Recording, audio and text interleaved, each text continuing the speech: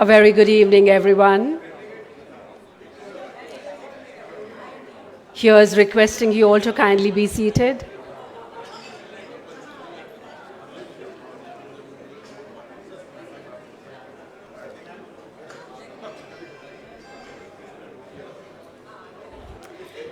I would also like to remind you to switch off your mobile phones, or you may put them on silent or vibration mode now.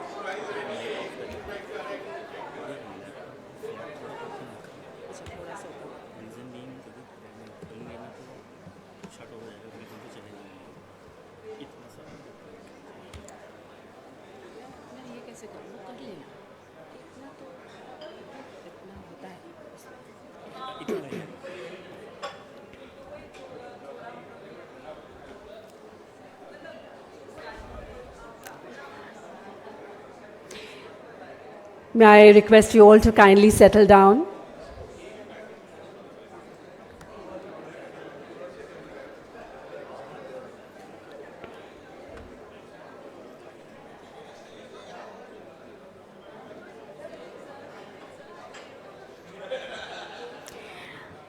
I hope your mobiles are all on vibration or on silent mode. So namaste and a very good evening. On behalf of Walter Bushnell Healthcare Foundation, I extend a very warm welcome to all our distinguished guests at this very special evening. As you are aware, every year we organize a scientific symposium to address the key issues in the field of Obs and Gynae, along with the IOG Dr. Stya Paul Awards and Oration Lecture, which is attended by a galaxy of esteemed national and international faculty. So once again, prior to the 11th IOG Dr. Stya Paul Awards and Oration Lecture this year, I am delighted to welcome you all to a one-of-its-kind symposia consisting of 3 scientific sessions with leading national and international luminaries on the most happening topics in the field of Obs and Gynae. I'd like to inform you all that the entire proceedings of today's session are being broadcast live globally. In fact, many of our well-wishers, both from India and abroad, have already logged in to watch this session, and a hearty welcome to all of them as well. I would like to extend a very special welcome this evening to Mrs. Sushma Paul Barlia. Madam Barlia is Chairman, Apeejay Satya and Swaran Group, Chancellor, Apeejay Satya University, and Chairman, Apeejay Education, which runs 26 educational institutions across India. Mrs. Sushma Paul Barlia is the daughter of late Dr. Stya Paul, eminent educationist, industrialist, freedom fighter, philanthropist, and inspiration behind all Apeejay institutions. She's a leading entrepreneur, a passionate educationist, a dynamic, a dynamic and innovative leader in the pharmaceutical industry, a champion of gender parity and human values in all that she does, and a dynamic thought leader. Leveraging her twin roles as an industrialist and an educationist, she has been a pioneer in fostering industry-academia linkages at many levels. A hearty welcome to you, ma'am. Welcome.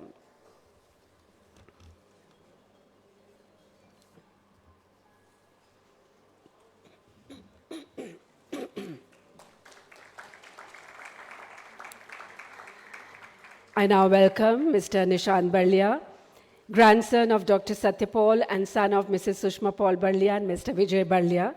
He's the co-owner and director, Family Business Board, Apeejay Satya and Swaran Group, lead pharmaceutical vertical, office bearer, Apeejay Education, and pro-chancellor, Apeejay Satya University. He is an alumnus of Stanford University, USA, and Harvard Business School, USA, from where he has studied business management. Welcome, sir. We are also delighted to have amongst us Mr. Aditya Barlia, grandson of Dr. Stya Paul and son of Mrs. Sushma Paul Barlia and Mr. Vijay Barlia. He is co-owner and director, Family Business Board, Apeejay, Satya and Swaran Group, lead AI vertical and innovations, office bearer, Apeejay Education and pro-chancellor, Apeejay Satya University. He's a graduate of Stanford University and an MBA from the Harvard Business School. He is an acclaimed artificial intelligence expert who is sought after by business leaders worldwide. Welcome, sir. We are also pleased to have amongst us this evening Dr. Neha Barlia, granddaughter of Dr. Stya Paul and daughter of Mrs. Sushma Paul Barlia and Mr. Vijay Barlia. She is co-owner and director, Family Business Board, Apeejay, Satya and Swaran Group, lead education vertical, office bearer, Apeejay Education and pro-chancellor, Apeejay Satya University. She is a graduate in economics from Stanford University in the US and holds a PhD in finance and a master's degree in management and banking from the prestigious University of St. Gallen in Switzerland. She has graduated from the Owner's President Management Program at Harvard Business School. I'd like to thank her for gracing the event with her kind and gracious presence. And now, ladies and gentlemen, let's extend a warm welcome to Dr. Enrico Zuppi, Professor of Obstetrics and Gynaecology at the University of Siena, Italy. He is the former editor-in-chief of the Journal of Endometriosis and Pelvic Pain Disorders. He is also the former advisor to the American Association of Gynecologic Laparoscopists and has come all the way from Italy to join us. He's also esteemed speaker for the 11th Oration Lecture, Maximizing Ultrasound Utility Across Obs and Gynecology of the IOG Dr. Stya Paul Award function, which is being held tomorrow at the same venue at 10:15 a.m. He is accompanied by his better half this evening, Dr. Beata Sabolch Zuppi. She is an excellent ultrasonographer in the field of obs and gynecology. And now I would request Mr. Nishan Barlia to come to the podium to give a small introduction of Walter Bushnell and Walter Bushnell Healthcare Foundation. Thank you, Jay. Thank you, Jay. Just load the...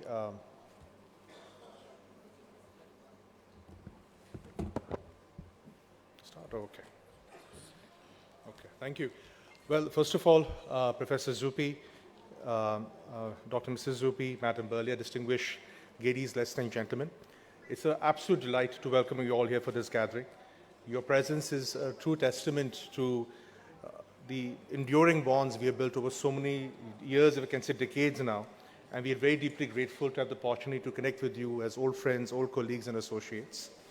Your unwavering support for this participation. Okay, thank you, Aditya. All right, brotherly support always. Your unwavering support and participation made this event truly special, and we look forward to really continuing this tradition. As you know, Walter Bushnell has experienced remarkable growth in the last many decades, and especially the last 10 years. So I thought as we have an opportunity to a little bit share with you that with your guidance, your blessings, how far we have come, and some of our plans really going ahead. As you know, we are one of India's most well-established companies. We have now a rich history, and as one very kind doctor said today, that we are now 100 years young. So that's a real pleasure as such to be with that. And we have a legacy of building innovative therapies and evidence-based medicine, very much with the help of the valuable insights and guidance from leading faculty such as yourself. And I think what's very unique about Walter Bushnell is that we don't only follow what the current protocols are, we actually try to anticipate in our pipeline planning and how we look at what are the anticipated pipelines for the next 5 to 10 years. And I think that's how we've been able to stay a little bit closer to the edge of what innovation is. I'm glad to share with you that we have now ranked 34th in India by prescriptions. And that's just been grown from 40th the last few decades. The last 10 years also, we've been among the fastest growing companies. We've been growing more than twice the industry growth rate. And now we have a number of marquee brands, Dotin, Urospas, Venusmin, many of those you're familiar with, Martyrdom, Spalson, Folupio, which have really been with helping us build our enterprise across the country. I think one of the very unique things is that we are very focused on science-led medicine, on evidence-based medicine. In all our dialogues and discussion internally before we share or we discuss anything, we actually rank in our own internal, we have discussions on grades of evidence, what we can claim, what we cannot claim. We always make it a point that there's full clarity across the entire therapeutic landscape in terms of adverse events, in terms of drug-drug interactions, and we hope to be a resource for you whenever you have your queries and questions around that. And I think we are also in that testament, we are, I think when it comes to phase 4 studies in particular, we have, I think, well over, 30 plus now scientific studies which have been published in international journals.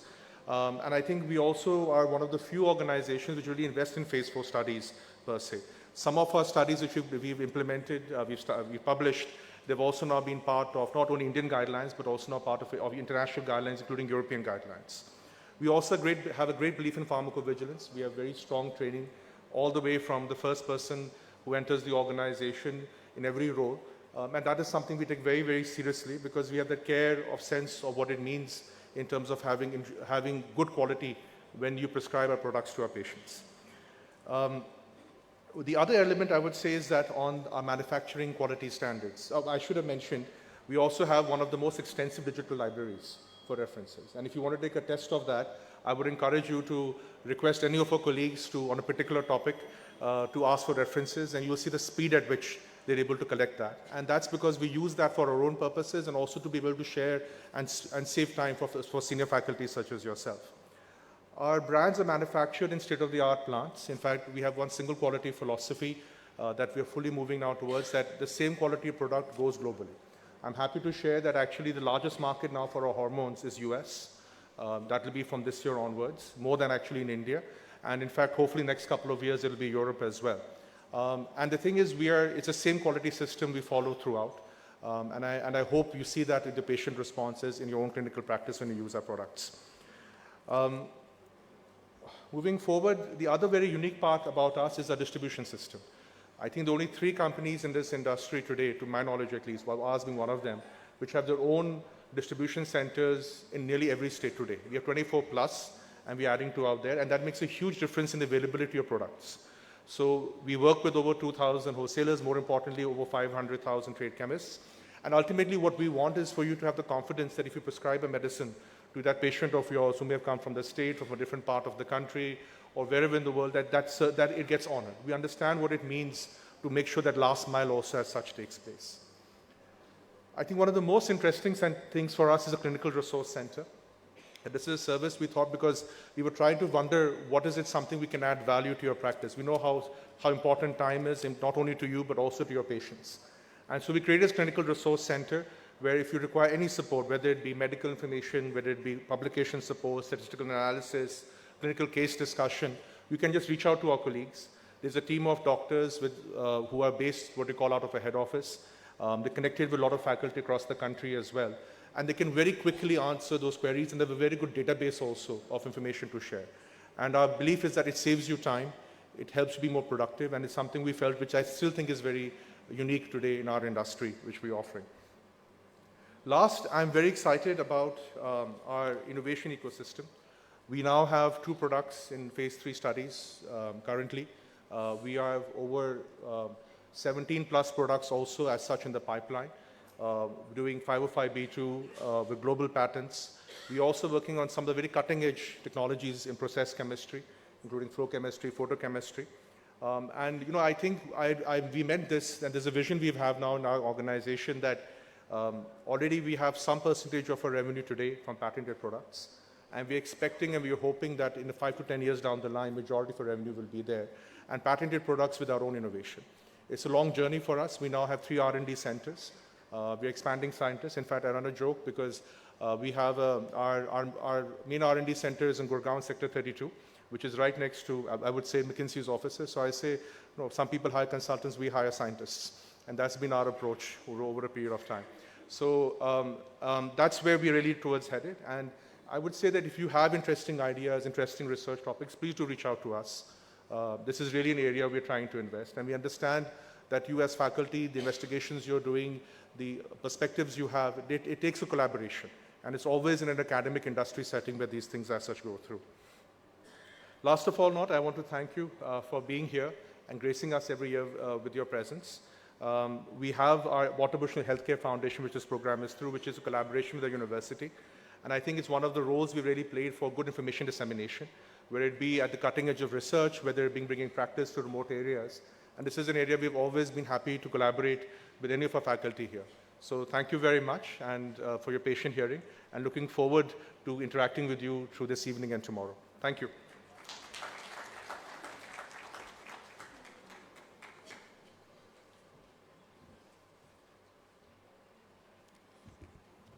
Thank you, sir. Well, let's now begin the first scientific session of this evening, Innovative Folate Supplementation for Preconception and Pregnancy Success. And I would like to invite on stage the chairpersons of this session. We begin with Dr. Desh Deepak. Dr. Desh Deepak is the director of Rajdeep Fertility Hospital and Research Center in Kota, Rajasthan. He's also the ex-president of the Kota Obs and Gynae Society.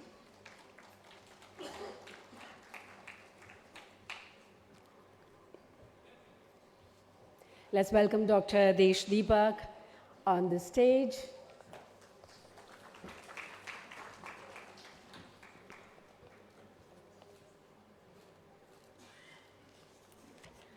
Next is Dr. Simona Lynn Saldana. Dr. Simona is professor and head Department of Obs and Gynae, Sher-e-Kashmir Institute of Medical Sciences, Srinagar. She is deeply committed to advancing women's health through innovative research, diagnostics, and evidence-based clinical practice. Welcome, ma'am.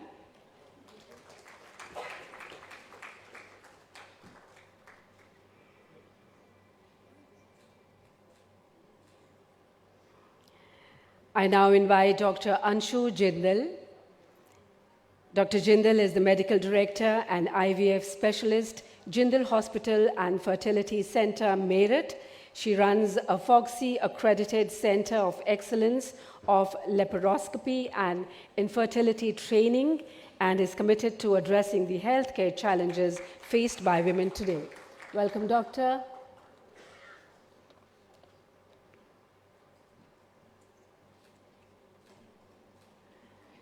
Let's have on stage Dr. Malvika Sabharwal, the Chief Department of Gynae, Laparoscopic and Endoscopic Surgery, Jeevan Mala and Apollo Spectra Hospital, New Delhi. She is the recipient of many distinguished awards, such as Dr. Apeejay Abdul Kalam's Excellence Award, and was conferred Padma Shri by the President of India, Dr. Malvika Sabharwal. Welcome, Doctor.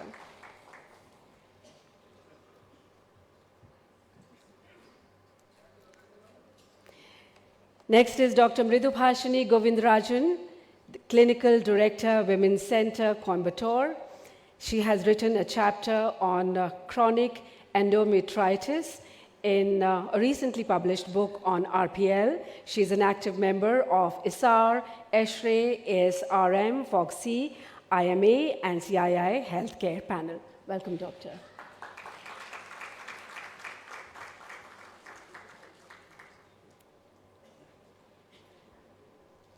Let's now welcome on stage Dr. Pratap Kumar, Senior Consultant at the Department of Reproductive Medicine and Surgery at Kasturba Medical College, Manipal, Academy of Higher Education. In addition to being a recipient of many prestigious awards, he has more than 300 publications to his credit and has presented more than 1,000 presentations in national and international congresses. He is also the editor of many textbooks and contributed to several chapters. Welcome, Doctor. And now, the speaker of our first session, Dr. Basab Mukherjee. Let's welcome him on stage. Innovative Folate Supplementation for Preconception and Pregnancy Success. He will be elaborating on this. He's the director of Ankuram Fertility and Fetal Medicine Center, Kolkata. He has held significant positions, including Vice President of FOXI, member of FIGO, Safe Abortion Committee, and President of the Bengal Obs and Gynae Society. Welcome, sir. And now I request him to make his presentation. Sir, please note that a floral welcome for Dr. Basab Mukherjee. So please note that the total duration of the presentation is 20 minutes, and the first buzzer would ring at 17 minutes, the second at 19 minutes, and I would request you to please adhere to the timings. Dr. Basab Mukherjee, please.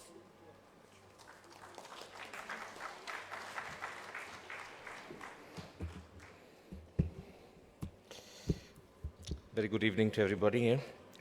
I bring greetings from Kolkata, in West Bengal, state of India, and the Bengal Obstetrics and Gynaecological Society. I acknowledge and appreciate the presence of several senior colleagues, teachers, and dear friends from different parts of the country all here today. And you must agree with me when I mention that we are all enjoying the wonderful hospitality of Walter Bushnell Healthcare Foundation. And let us all start by giving them a big round of applause for the wonderful time we are all enjoying.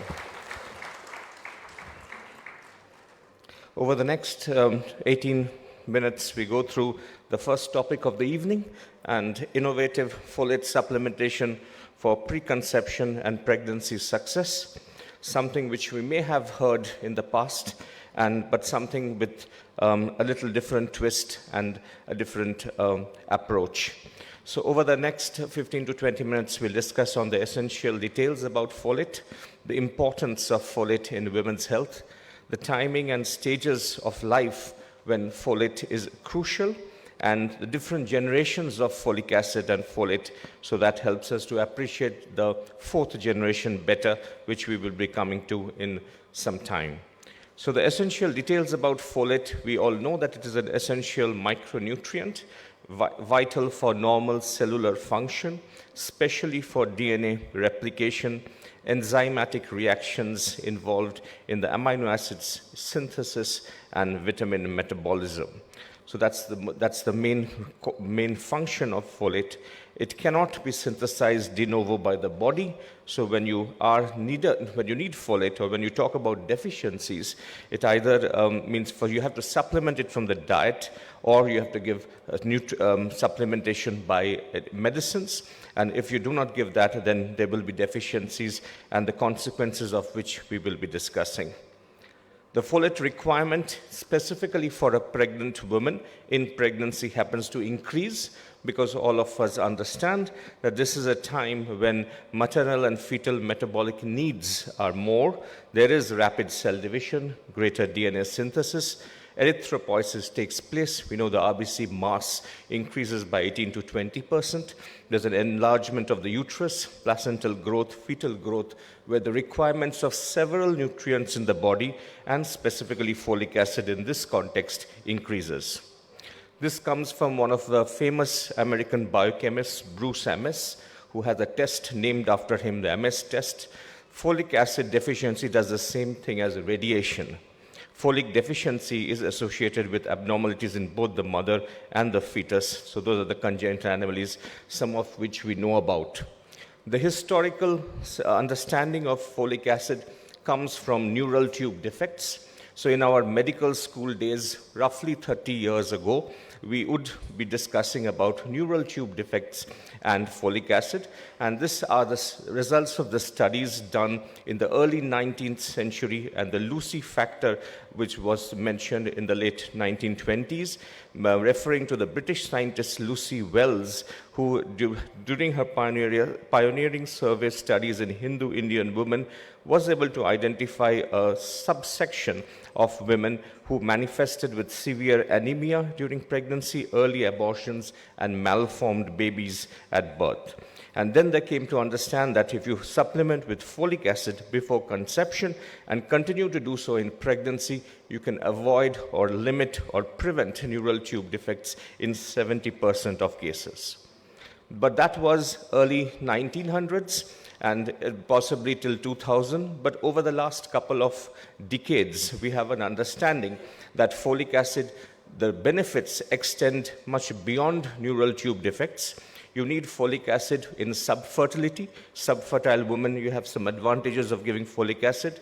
In other birth defects, other than neural tube defects, and we all have understood the issues of hyperhomocystinemia, where there is a biochemical imbalance in your body which is detrimental in several ways in pregnancy.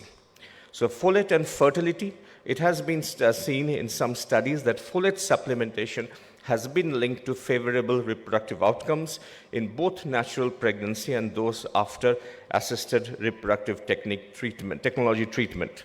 There is a lower risk of anovulation, better quality oocytes, and high mature oocytes if you have folic acid, which generally most of us give because it's a preconception medication. So whenever you are treating for subfertility, you'd also give folic acid because if they become pregnant, you would like to have that advantage in the preconception state. And as we said, the other birth defects, other than neural tube defects, which folic acid has been associated with, includes congenital heart defects and oral clefts. So higher maternal folate or periconceptional use of folic acid, as we will be understanding, at least 4 to 8 weeks before a planned pregnancy, is associated with a lower risk of these defects. So folate deficiency, hyperhomocystinemia, and pregnancy outcome. Over the last decade, or a little bit more than that, we are discussing a lot about hyperhomocystinemia, and we are getting to understand about this condition, and especially how it impacts pregnancy and adverse outcomes of pregnancy. So with folate, vitamin B6, B12 help in the breakdown of the homocysteine amino acid, and deficiencies in these lead to hyperhomocystinemia, which has several biochemical functions or biochemical adverse effects which we'll go through. So the oxidative injury to the endothelial cells, diminished blood vessels in the placental villi, lower blood circulation at the maternal fetal interface, promoting cell apoptosis, which induces trophoblastic dysfunction, reduces nitric oxide released by endothelial cells, and it induces platelet accumulation, promotes thrombosis, and which in turn affects placental perfusion. So what does this result in? This results in several adverse pregnancy outcomes, from miscarriages to preeclampsia to preterm labor, which we'll come to. So folic acid deficiency, you can see here, can cause embryo implantation failure. Abnormal angiogenesis and vasculogenesis can ultimately lead into abnormal placental development and preeclampsia.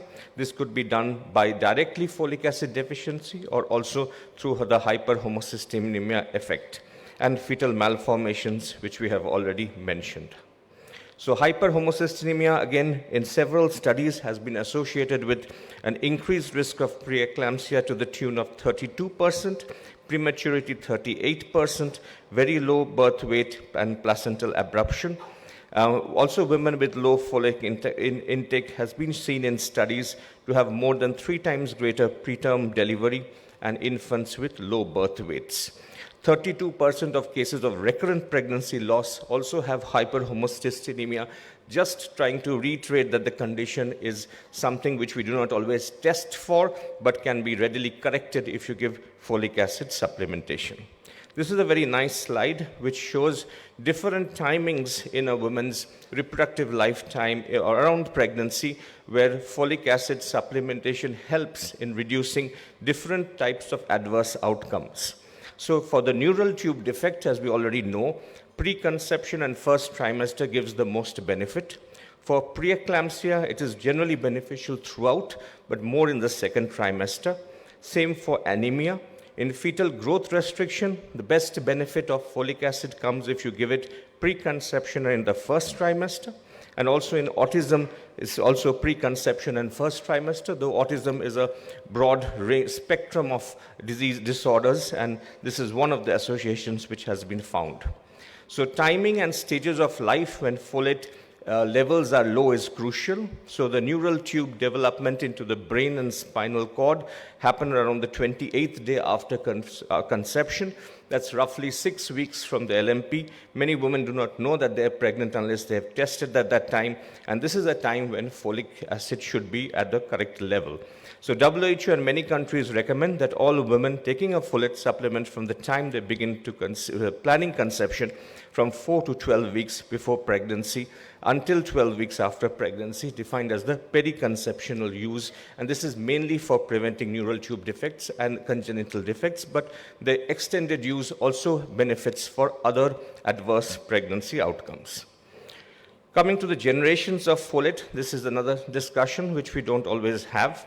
So the first, second, third, and fourth. The first would be the folate, which is obtained from food, the normal food that we take. The second is the folic acid in general. And then are the active forms of folic acid. The first is the calcium salt, and then is the glucosamine salt. So folates, the food folates, the first generation, it's found in various foods like green leafy vegetables, fruits, animal liver, sprouts, yeast, and sometimes the same food which your mothers and grandmothers tell you to have, but the modern generation never seems to be quite interested in. And it's exceedingly difficult to get the food at the recommended daily allowance doses, and by the time it comes from the cold storage with the fertilizers and with the cooking bowl and on the plate, it always loses a lot of its nutritional value. And so 70% of that may be lost by cooking and degradation and warming and finally reaching the body system. So that again reiterates the fact that however much you depend on food, it may not give you the right amount of folic acid which you need as a RDA, recommended daily allowance, to help in preventing all the problems of hyperhomocystinemia and other issues which we mentioned. The second generation of folic acid is the synthetic parent compound, which we used to give till around 10-15 years ago when we came to know about the active form of folic acid. It's an oxidized synthetic water-soluble member of the vitamin B complex. But there are limitations of folic acid, which we'll come to. It needs to be converted to the active form for it to act in the body. And folic acid by itself is not biologically active. It needs to be converted to 5-methyl tetrahydrofolate. And through multi-steps of various enzymes, of which methylene tetrahydrofolate reductase, or MTHFR, has a key role. And this methylene MTHFR is something which we will be talking some discussion about. So there's an accumulation of unmetabolized folic acid. So the more folic acid you give, there's a lot of it will remain unmetabolized and accumulate in the serum. And that's not something which is good, because this unmetabolized folic acid can reduce your immune function, produce tumor growth, and have cognitive decline. Now, the MTHFR enzyme, which is there, is governed by a gene, and this gene can have polymorphisms or changes, so the enzyme doesn't exactly, is not created in the body the way it should be, and then you have stocks of folic acid. They don't convert it into the active form, and then you have unmetabolized folic acid, which isn't quite useful and good. So there are different genotypes which have been seen in an Indian prevalence. MTHFR 677cc, which is normal, where you have 62.28% of the folic acid required in the body. But in the heterozygous and the homozygous variants, you will have much less of folic acid in the body than what is required to have. So these genetic polymorphisms are something which is present in the population. We have some idea about how they are. It's not a common test which is done, but it is a detrimental factor to get normal folic acid to be broken into the body into the active form. So if folic acid is not broken down into the active form, it will not be utilized. You will not have the benefit of it. And so there comes the argument of giving the active form and not waiting for the enzyme to act, which may have problems because of the genetic mutations. So genetic polymorphisms can result in a different level of folic acid if there is a problem with the genotype where the enzyme is not very well formed. So genetic polymorphisms, testing every woman is not a usual standard protocol. So one of the ways of bypassing this is to give the active form and not wait for the for the enzyme to do the work on the folic acid. Also, there's an issue of megaloblastic anemia. Folic acid supplementation can conceal megaloblastic anemia due to vitamin B12 deficiency because folic acid triggers the synthesis of tetrahydrofolate without needing vitamin B12, and so it may be difficult to assess. So 5-methyl tetrahydrofolate or 5-methyl tetrahydrofolic acid, or whichever name you call it, constitutes 95 to 98% of the folate in the serum or in the red blood cells. The advantage, as we mentioned, it is something which is immediately active. It does not need metabolic activation, and it is independent of the MTHFR enzyme, which I said can be altered because if there's a genetic polymorphism of the gene which is responsible for forming the enzyme in the body. So there's no accumulation of unmetabolized folic acid, because if you give her folic acid through food or through a tablet or through medication, there is a chance that if this enzyme is not working, then this folic acid will not be broken down into the metabolic active part, and so there will be unmetabolized folic acid which will have adverse effects in the body. And also we mentioned about the, if you give folic acid, there is a chance of masking vitamin B12 deficiency, which does not happen in the active form because this requires cobalamin-dependent methionine synthetase reaction for the conversion into tetrahydrofolate. So just the next step of this discussion, the methyl tetrahydrofolate, the active form, exists in two different types of salts. One is a calcium salt, which is looked as a third generation, and one is a glucosamine salt. So what is the difference? The glucosamine salt, which is the fourth generation, is generally recognized as safe, the grass nutrient by the US FDA in 2010, and it also has been approved by the European Food Safety Authority and several others, including that of India. So just to show a difference between the two salts, the glucosamine salt is nearly 100 times more soluble in water, which also translates into being more bioavailable in the body.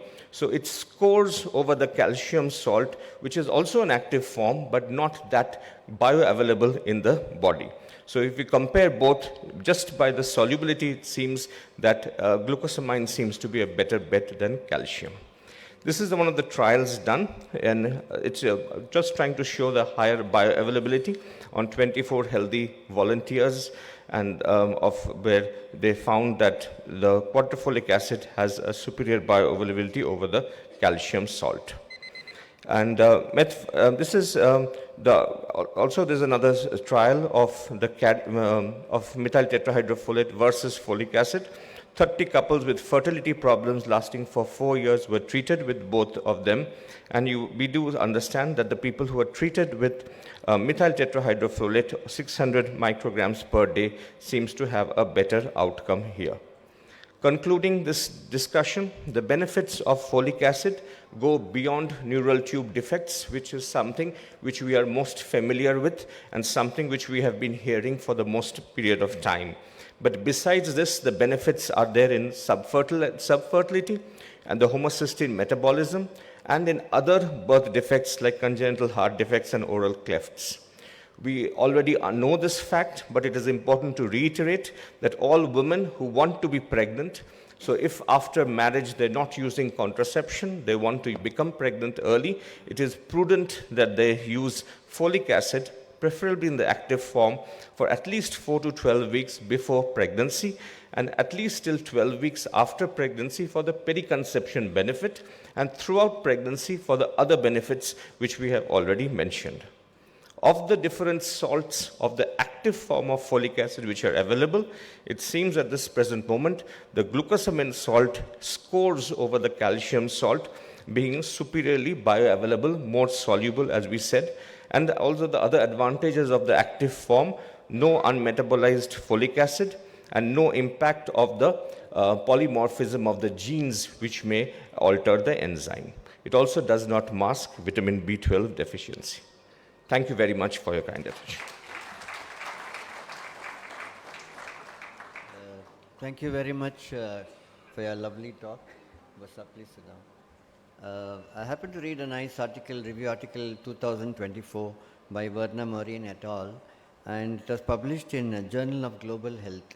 And it is a very beautiful article which says that the homocysteine, as Basab mentioned, increases. That's why the preeclampsia, preterm. But I was more interested to understand even preterm labor is high, 38% according to your study, and even this study says that. So I think they did a study about quartile number. So they found out that the 3 nanogram per ml, less than 3 nanogram, is the deficiency.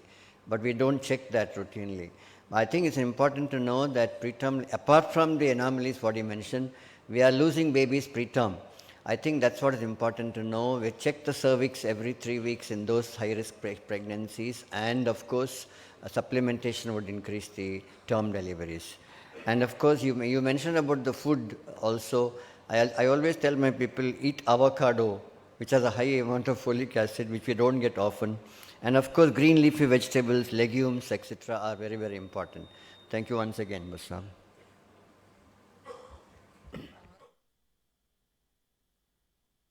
Thank you, Dr. Mukherjee. That was a very nice presentation, very precise. Being in the field of reproductive medicine, I have to mention that part as well, because it definitely has an effect on fertility too, okay, folic acid deficiency. And that folic acid deficiency, if it has to be corrected, folic acid cannot be administered at the beginning of an ART cycle. Because it takes months to correct the basic metabolism or weeks to correct the basic metabolism. So especially the hyperhomocystinemia that we've been talking about, we've always known, and it's been a known fact for a long period of time, that hyperhomocystinemia creates a lot of adverse effects during an ART cycle, and that can be in the growth of the oocyte, that can be in the ovulation, and that can be decreased pregnancy rates and implantation as well. In each of those stages, it can have an impact. And therefore, something that brings down the homocysteine levels would be tremendously useful if it is started much earlier than the ART cycle itself. And that early has to be something like 12 weeks to bring the homocysteine levels. So I think we have to remember, when we start working up a patient with subfertility who might be going for a procedure at a later date, it may be worthwhile to have that patient on MTHFR. And also the solubility is another factor that you mentioned. And I think that has an effect as well. When a lot of times we prescribe folic acid and we assume that they're getting all of it. But that is not the fact. Because when something is 100 times more soluble, the absorption is far greater, and the serum levels would be far greater as well. So those are a couple of very important points that you made. Thank you. Just one point, Dr. Mridubhashini, about male subfertility. There was somewhere we heard about folic acid being has a role there. Would you like to bring that in, and what do you see in your clinical practice? I am very fond of talking about male infertility, as you very well know. And because the DNA fragmentation, I think the work we've been doing in the last 10 years or so, DNA fragmentation in the sperm, is 1/3 of all subfertility and 1/3 of all early miscarriages as well, before 12 weeks. And I think we have Indian data to prove that. And I think so it becomes important to correct any adverse factor that might be in the male. And it's not a different species. I believe male are the same as women. So whatever is going to hurt the woman is going to be hurting the male as well. And they are, as a matter of fact, in India, probably exposed to more extraneous factors, which will damage the sperm as well. So I do think there's a role for it. Excellent talk, Dr. Mukherjee. In fact, in obstetrical practice, it has been the mandate to give folic acid for all the pregnant girls. And all those who come to us preconceptually, it is a mandate to give it to them too. And it's been, without further, we do not do any tests and all, but it's actually been a good order, and we have realized. But now especially with the quadrifolic acid, which has now been introduced, and I think the bioavailability is something of a major thing, and we're hoping to have something much better obstetrical outcomes with that. You have covered the subject, and Madam, you've also brought forward the other points to this. It's really been a good talk. And we all will benefit by the new turn that is taken We look forward to that. Thank you for an excellent talk, Dr. Basab. I just want to ask whether we should test these patients for this MTHFR polymorphism gene, because how do we know whether we have to give them all methylfolate or can we... Yeah, I think the testing is more cumbersome. I think maybe Dr. Pratap can highlight the testing of the gene, but getting everybody to be tested to find out, it's a little difficult in any setting, not public, private, irrespective. And but there are some population studies to know the prevalence of genetic polymorphisms, which is fairly high, is what we hear. And so, offering them a solution which bypasses the is what the generally idea is. But what you're saying is correct. If you can really, in an ideal world, test and find out and identify and just give them the ones who need it the best in an ideal world, maybe that would be the case. But I think the logistics issues of having so many genetic testing. Can I just add on? There is no recommendation to test polymorphism. So we as a rule don't do the test, but we do give the patients folic acid and we tell them to continue all through the pregnancy. So that is the dictum that we are following, you know. And you said you give it for 12 weeks, but the role in preterm labor and preeclampsia, is later in gestation. So that's what's very interesting, that slide. So you give it throughout, means pre-pregnancy and throughout pregnancy for different issues which would be covered. So that's something very nicely put. So the preconception part, as you rightly said, -12 to +12, but beyond that would be some other advantages which you would be getting. Because normally we stop and we expect the iron supplementation to do the task.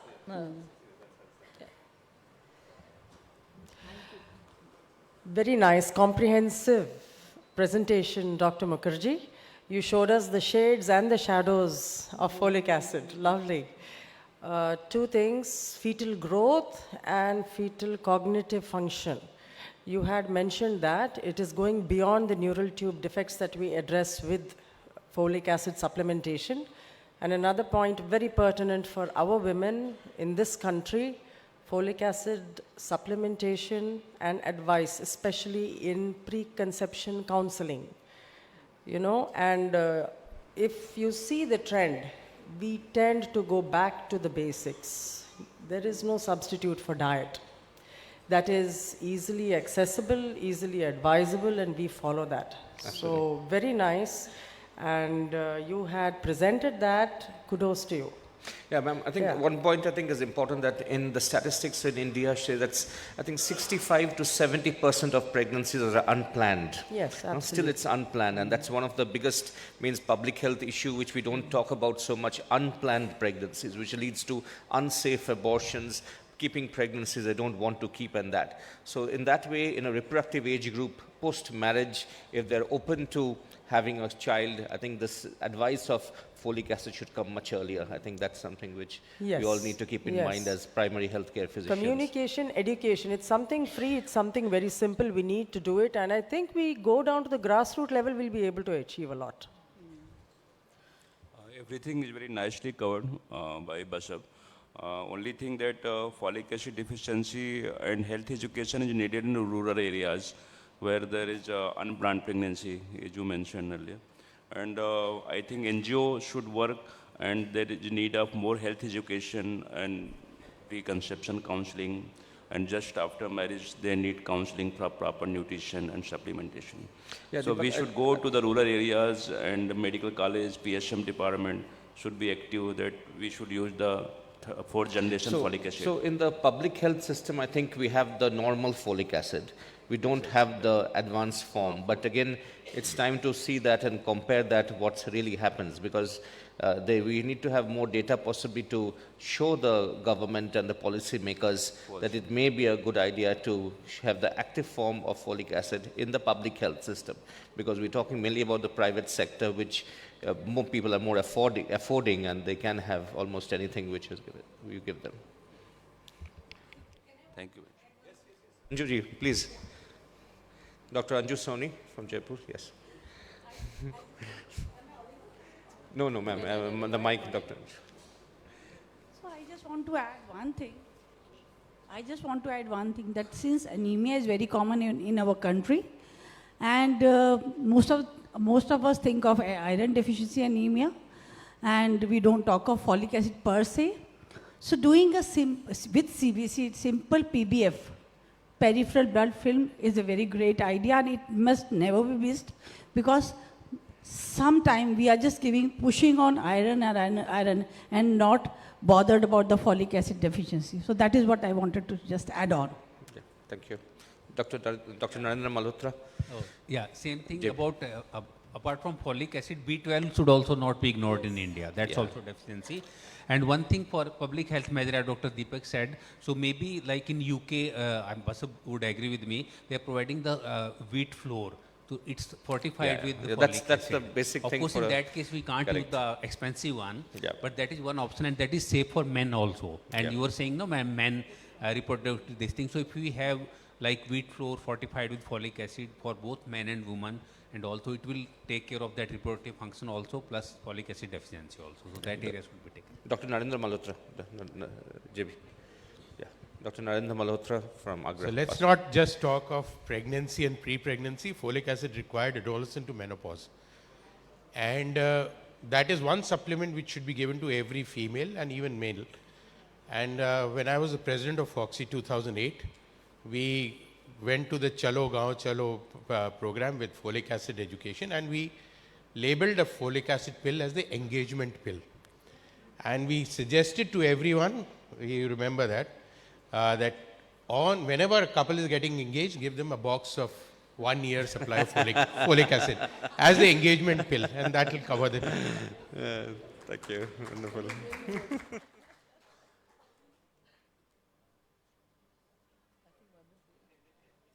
If there are no comments, can we close the session? Yeah, and one thing I would just like to add, the epigenetic changes that folic acid causes. So any word on that? I'm sorry, I would not know about it. Epigenetic changes of folic acid.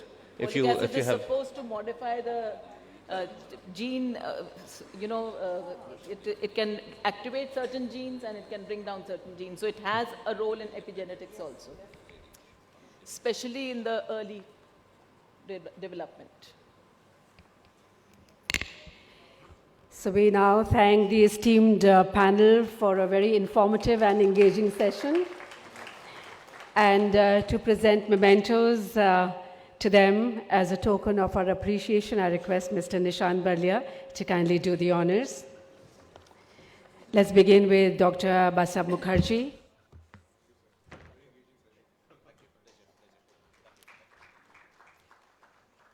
Dr. Pratap Kumar.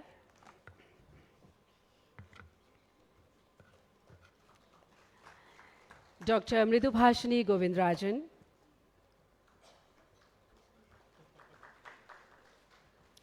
Dr. Malvika Sabarwal.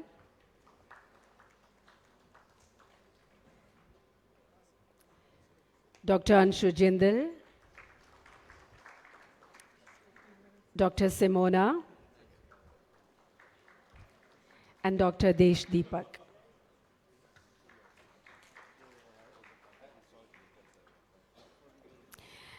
Let's have a group photograph with all the panelists and the speaker and of course Mr. Nishan Barlia. Let's have a group photograph.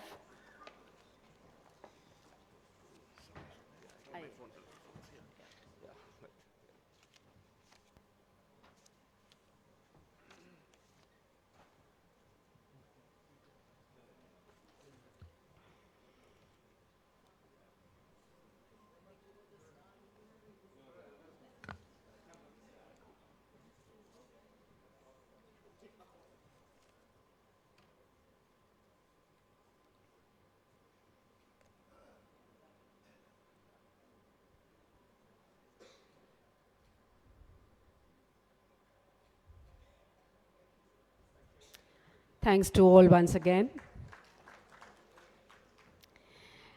And now we shall begin the second scientific session of this evening, Comprehensive PPH Management. As we are setting the stage for this second session, let me invite the chairpersons. Dr. Mala Raj is joining us as the chairperson of this session. Dr. Raj is the founder and managing director from Hospitals Chennai. She's trained in advanced endoscopic surgery and aesthetic gynecology. She is an accredited menopause practitioner and is the vice chairperson IAGE Tamil Nadu chapter.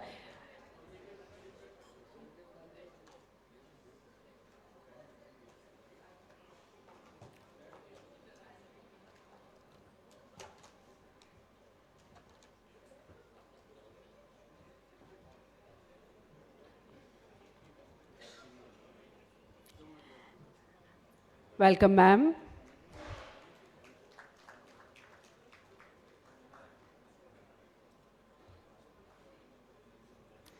And just to save time, I would also like to request our second chairperson of this session, Dr. Anju Soni, to kindly join us on stage.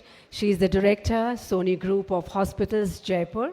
She is the elect vice president of FOXY 2026. Her special interests are high-risk pregnancy, gynae critical care, minimal invasive surgery, urogynecology, menopause, and yoga.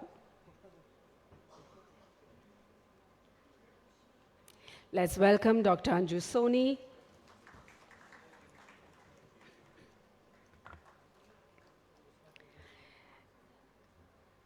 May we also have on stage Dr. Anita Singh, a well-known name in the field of gynecology. She is the ex-professor, Patna Medical College, and presently the chief consultant at JP Hospital and Jan Chikitsa Hospital, Patna. Her areas of interest are high-risk pregnancy and endoscopic surgery. Dr. Anita Singh.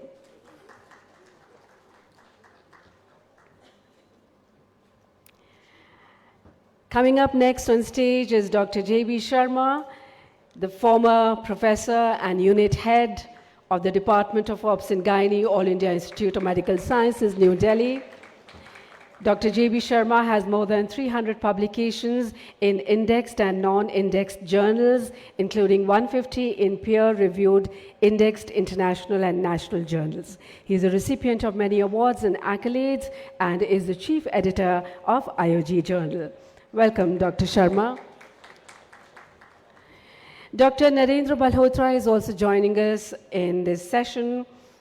He is an esteemed medical professional with an impressive array of accomplishments, spanning decades of contributions to obstetrics, gynecology, and infertility treatments. He is the managing director, Ujala Cygnus Rainbow Hospital and ART Rainbow IVF Agra.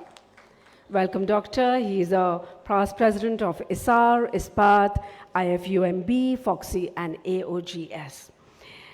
And the speaker of this session is Dr. Ritu Khanna.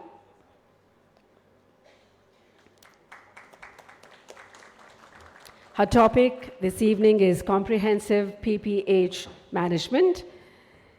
Dr. Ritu Khanna is the director of Khanna Medical Center Fertility Clinic in Varanasi, specializing as a fertility specialist and endoscopic surgeon. Dr. Khanna is the National Vice President of the Indian Fertility Society and Vice President Varanasi Obs and Gynae Society. Welcome, Doctor.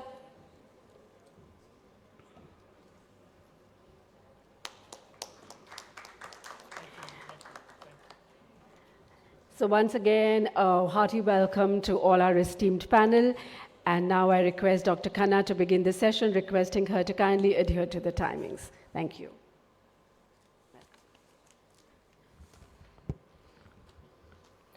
Bringing you greetings from Varanasi and a very good evening to all my mentors, seniors, colleagues, and dear friends. My special thanks to Mrs. Sushma Paul Bhalia, Aditya, Nishant, and the whole Walter Bushnell Foundation, Health Foundation, for bringing us all together and giving us a fantastic hospitality. Thank you so much once again. Coming to my topic of comprehensive management of PPH, the worldwide prevalence of PPH is around 6 to 11%, and 52% of the maternal deaths are attributed to the 3 preventable causes, and that's hemorrhage, sepsis, and hypertensive disorders. WHO suggests that over 20% of the maternal deaths are due to PPH, And if we look into India, PPH accounts for 35% of the maternal deaths. So every 4 out of 10 maternal deaths in India are due to PPH. WHO defines PPH as greater than or equal to 500 ml of blood loss within 24 hours of birth, and the ACOG defines PPH as a blood loss greater than or equal to 1000 ml or blood loss accompanied by the signs and symptoms of hypovolemia. A small blood loss that makes a woman hemodynamically unstable could also be termed as PPH.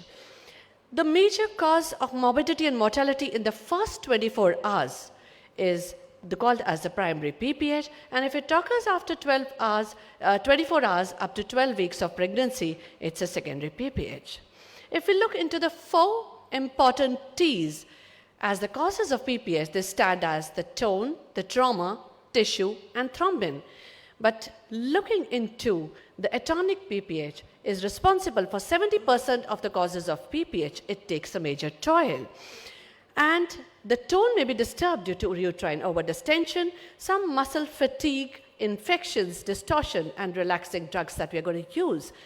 Of course, for the tissue, we have retained placenta incomplete or maybe embedding placental areas. And of course, for the trauma, we have the cervical vaginal perineal tears, extension of tears, rupture, inversion, and of course, the coagulopathies need to be taken. We need to lead to little scratch our heads to always pick up the high-risk factors like a prolonged labor, a grand multipara, augmented precipitated labor, a patient with a history of PPH, overdistended uterus, and operative delivery and chorioamnionitis. But at the state of admission, still we could categorize our patients something into a low risk, a medium, or a high risk. If she had an induction of labor, she's got multiple gestations, she's more than 4 previous vaginal birth, a prior, having large uterine fibroids with history of PPH, and so on, and we could grade them into high risk with placenta previa, coagulopathies, and so on. But if she stands to have 2 medium risk factors, she stands as a high risk. The blood loss could be estimated now by the visual estimates, or now we have the good collecting devices, and Fox's also brought about a collecting device for measuring the amount of blood loss and also with the shock index. So more than 500 would be an abnormal condition. If it's more than 1000, it's a severe PPH, and more than 2000 is going to be a massive hemorrhage.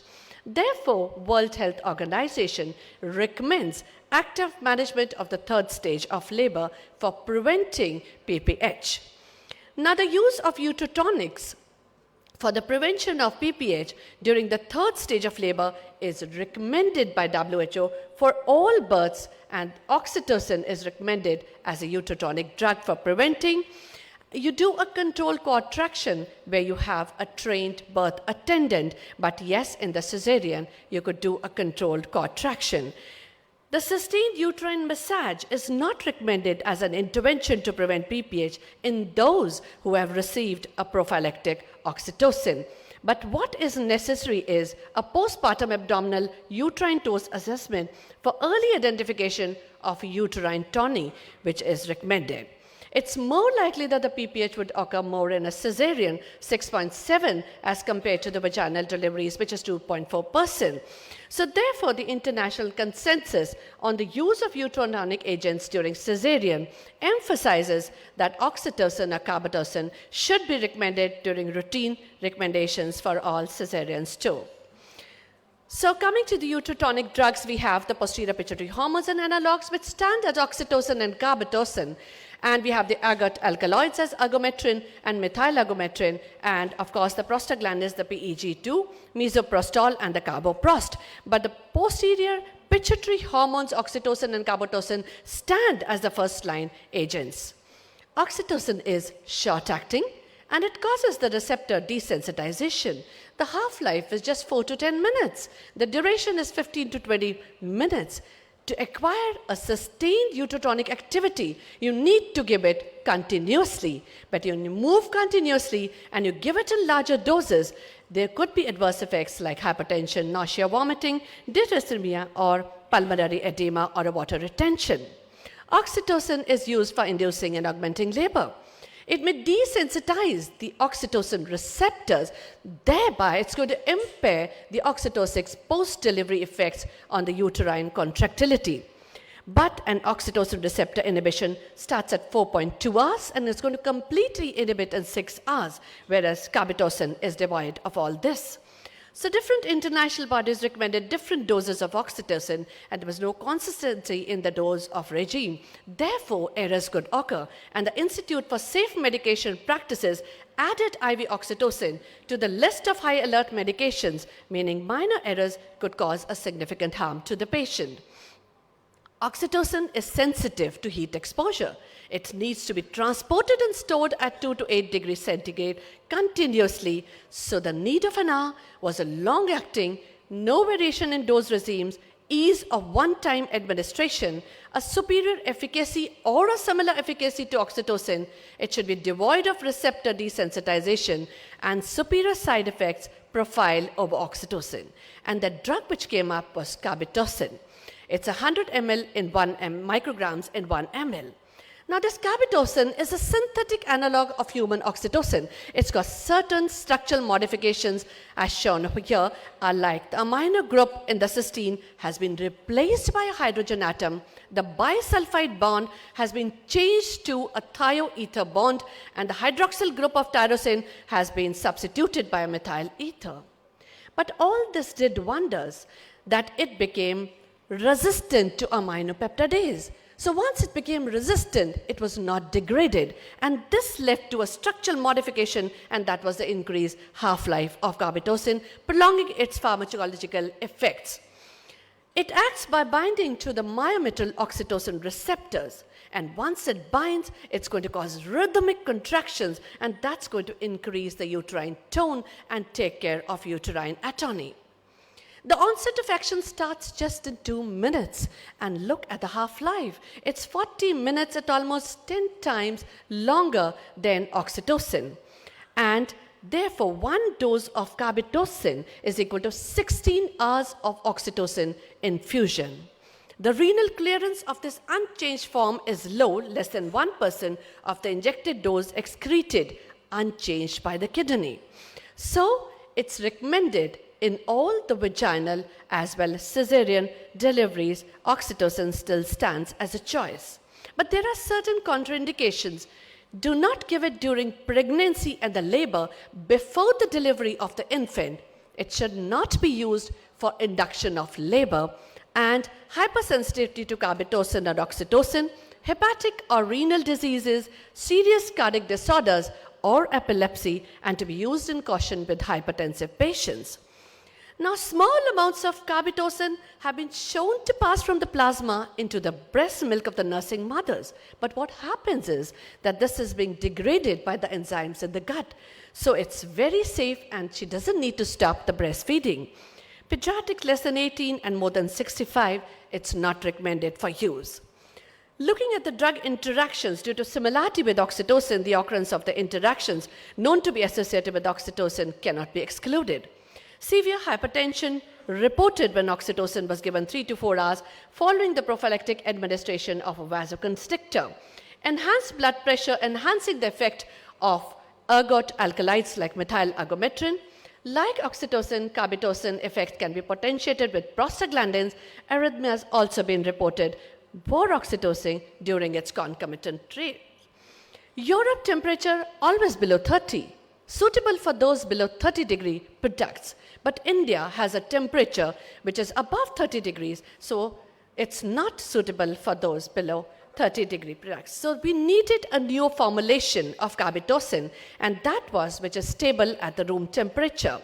Looking at the stability of carbetocin, below 30 degrees is stable for 3 years, at 40 degrees centigrade for 6 months, at 50 degrees for 3 months, and 60 degrees centigrade for 1 month. And that's the stability of this molecule. So there was a reduced need for uterotonic agents, a longer half-life, no cold storage, and a good tolerability. Oxytocin displaces the high structural similarity to vasopressin, and this hormone is involved in the regulation of water reabsorption. So water retention in the body can lead to disturbed sodium levels, and oxytocin has got antidiuretic effects, and IV infusion could cause water intoxication and an acute form of hyponatremia. But carbetocin is 24-fold less potent than oxytocin at the vasopressin receptor and therefore a reduced risk of hyponatremia. So it stands superior to oxytocin, to the ergot alkaloids, and also to the prostaglandin analogs. So therefore, WHO Essential Medicines list carbetocin has been included to be used as a preventive medicine for PPH. Looking into the IOG guidelines, there is no statistically significant differences between carbetocin and oxytocin in terms of risk of PPH. SOGC guideline recommends carbetocin should be used for prevention of PPH in an elective cesarean section. Give it as an IV bolus, but slow in 1 minute. WHO has included carbetocin as an effective uterotonic in 2018 guidelines, and carbiprost is not recommended by WHO. FIGO and ICM strongly recommend the use of uterotonics during the active management of third stage of labor to prevent PPH during the vaginal birth or a cesarean section. Also, the international consensus statement on the use of uterotonic agents during cesarean preferred carbetocin as the first line rather than oxytocin, and this eliminates the requirement for an infusion after the initial dose. FOXI strongly recommends carbetocin to be used in the vaginal as well as the cesarean deliveries.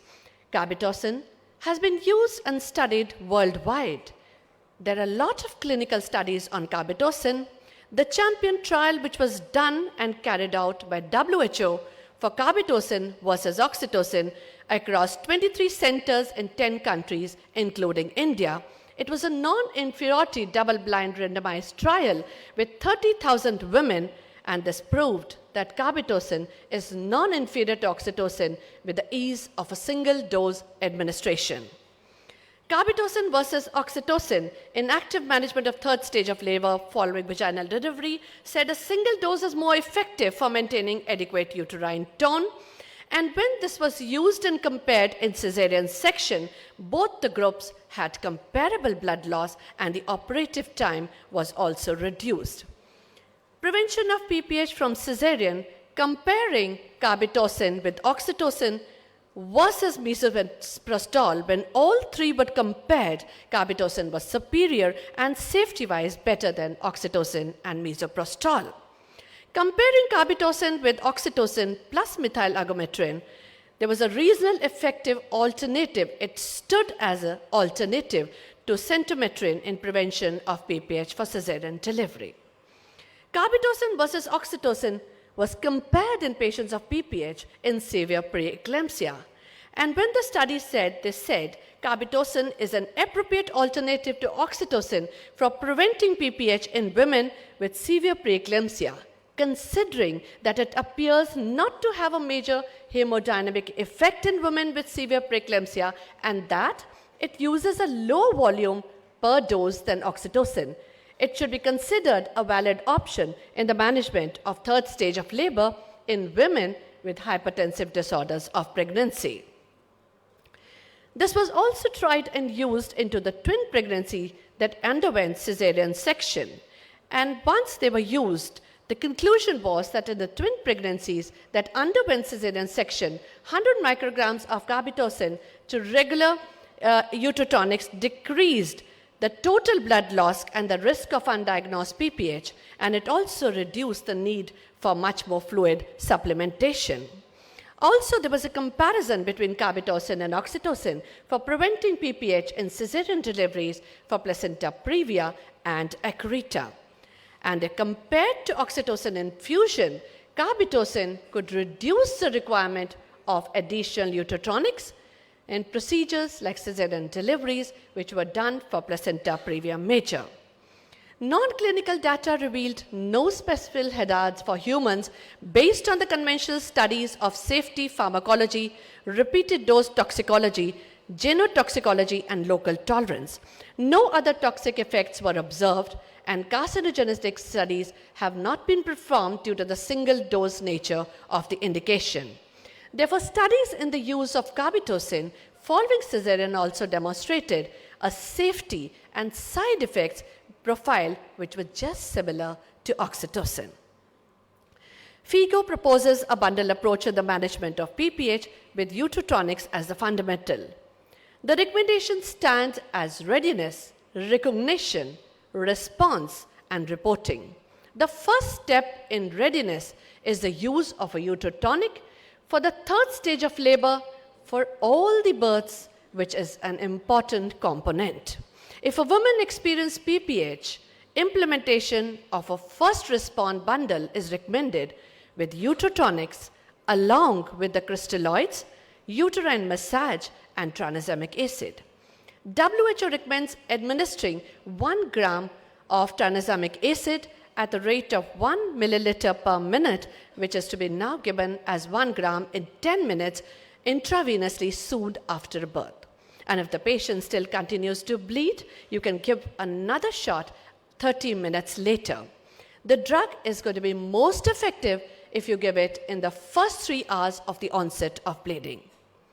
If she stands to be a refractory PPH, the bundle continues uterotonics, tranexamic acid, but may be accompanied now by compression approaches and uterine tamponade, and further the non-pneumatic anti-shock garment is recommended, and uterine artery embolization could be the conservative measures, but if still it doesn't stop, the surgical interventions, use of compression sutures, uterine and hypogastric artery ligation, and hysterectomy.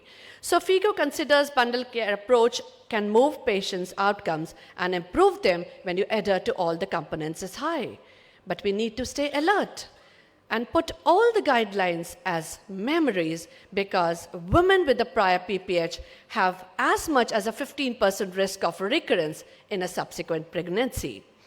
The greatest danger in the times of turbulence is not the turbulence, but it's an untimely action. So making the next right decision should happen right now. And this is how we're going to paint a beautiful canvas of this woman, because she says, I'm strong, I'm beautiful, and I'm enough. So thank you so much for this patient here. Thank you, Dr. Ritu Khanna, for beautifully bringing out how to handle PPH, how to prevent and how to handle. We must remember that India has come a long, long way from the maternal mortality of over 500 during when we were studying. 500 per hour or jumbo jet crashing every hour, and it was not making news. So there was no political will, there were no new drugs, nothing was there. And then finally, the government woke up, there were government schemes, institutionalizing deliveries, and improvement in the drugs. We were only given, we only knew about Meridien, and then the syntocinon, and then of course we had prostaglandins and now carbetocin. Just remember, carbetocin is for prevention and not for treatment. For treatment, you still have to use the other oxytocins. So that the general public should take home that it is not a treatment drug, it is a prevention drug. And it prevents very nicely. That is what is needed. And FIGO, Foxy, everything. Then to bring down the maternal mortality less than 100 was to control infection in PPH. And here is where Foxy has played a major, major role in training the private nursing homes and small hospitals in 2-tier city by the Manyata program. Hrishikesh is here. That Manyata program has played a major role in bringing down the maternal mortality. And those of you who are here and who have small nursing homes, please get Manyata trained. It will give you NABH. We have Manyata Lakshya now. The government is training their hospitals. Government is strengthening their government sector. The private practitioners are the one who are going to take the hit. And that is where Foxy stands with you as a Foxy past president and a center of excellence for Manyata. I urge all private practitioners to get trained in emergency obstetric care, PPH management, preeclampsia management by getting a Manyata certified hospital. We train all your staff, we train all your doctors for a very small fee, and you get certified every 2 years. So that is one of, and of course, the newer drug carbetocin is what we need to do for prevention. So thank you for being here. Thank you, Dr. Ritu, for beautifully bringing out how this drug acts. Thank you. Thank you, Dr. Ritu, for beautifully highlighting all the aspects of carbetocin, spalcine, and it really has replaced oxytocin in many hospitals. But as Dr. Narendra said, I mean, carbitocin is for prevention, and it does it so beautifully because of its prolonged action. And usually, if you can prevent PPH, so treatment will be required in very less number of cases. But if then it happens, then you have to treat it as you showed in your algorithm. Another advantage of actually carbitocin is that even in patients with cardiac conditions and preeclampsia, etc., so it is a slow action. So if you use oxytocin, there is sudden actually hypotension and sudden hemodynamic instability. Patient can throw off it and all. So carbitocin is very useful for them by slow action and prolonged action. So it's another advantage of carbitocin for them. And it also can be used easily for multiple gestation, polyhydramnios and all, because it has a beautiful preventive action. So these are extra advantages. But of course, treatment ultimately remains oxytocin, ergometrin, prostaglandin, all others as you showed in your decision. So thank you very much for that. Thank you, sir.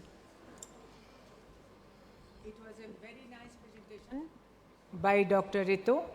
And so far as PPH is concerned, mostly it is because of in most of the cases, it is because of the bad obstetrics.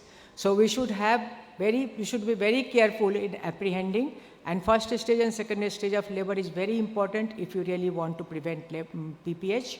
And so up till now, there has been only non-inferiority trials. But as we have seen with Dr. Ritu's paper, that there are many superiority trials in certain conditions. It has proven to be better than oxytocin, like preeclampsia, and as Dr. Sharma added, in cases of heart disease. So that is very important and takeaway message for most of us. And it has got a very long life. So that is also very important. We will not let the patient have PPH, so there will be no need for treatment of PPH. And if still PPH occurs, in most of the cases, it is not because of atonic uterus, but it is because of some other reason that it happens. So this is a very good drug, especially for our country, where the climate is so bad. In most of the cases, the temperature is beyond 40 degrees centigrade. So it has got the maximum benefit of being stable at high temperature. Just now we have seen how it is stable even beyond 60 degree. So that was the first advantage that we came to know, but gradually we are coming to know better and better. It is proving to be a better and better molecule as compared to oxytocin, but it cannot replace oxytocin because that has got a great role in induction and continuation, if there is continuation of PPH and continuation of therapy. So it was a very good presentation, and you have highlighted all the points in favor of carbitocin. And most of us are using carbitocin for the prevention of postpartum. And preeclampsia, actually, ma'am, it's going to push a less volume rather than the oxytocin and all. So it's always preferred in the severe preeclampsia. At the offset, I would like to congratulate Walter Bushnell, because I think PPH is one of the very pertinent topics which they have chosen, and I'm very, very happy that it has been chosen. And congratulations, Dr. Ritu.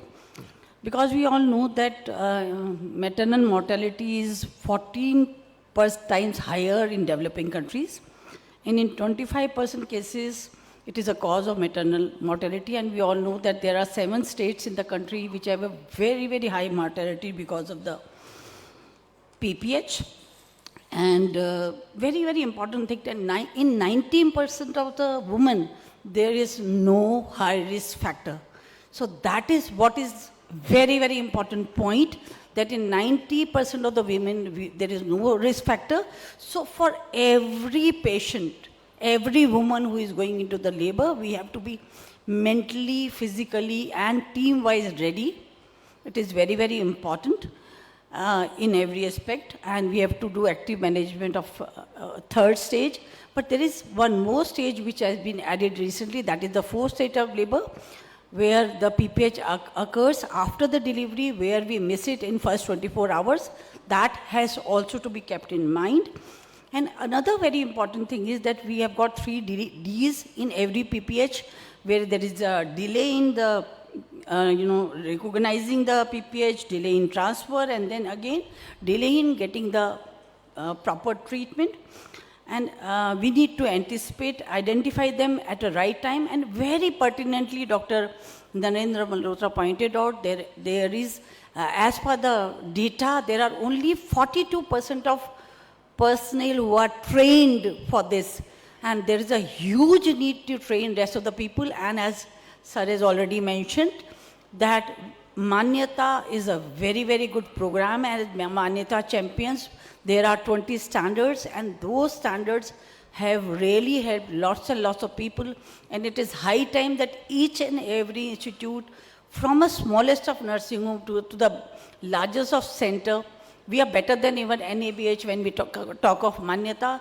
So I request each and every one of you who are sitting here, because there are so many thousands of centers, but very few of them are recognized with Manyata. You must take up Manyata, because it not only trains doctor, it trains your staff who is there in your hospital looking after your patient throughout the labor.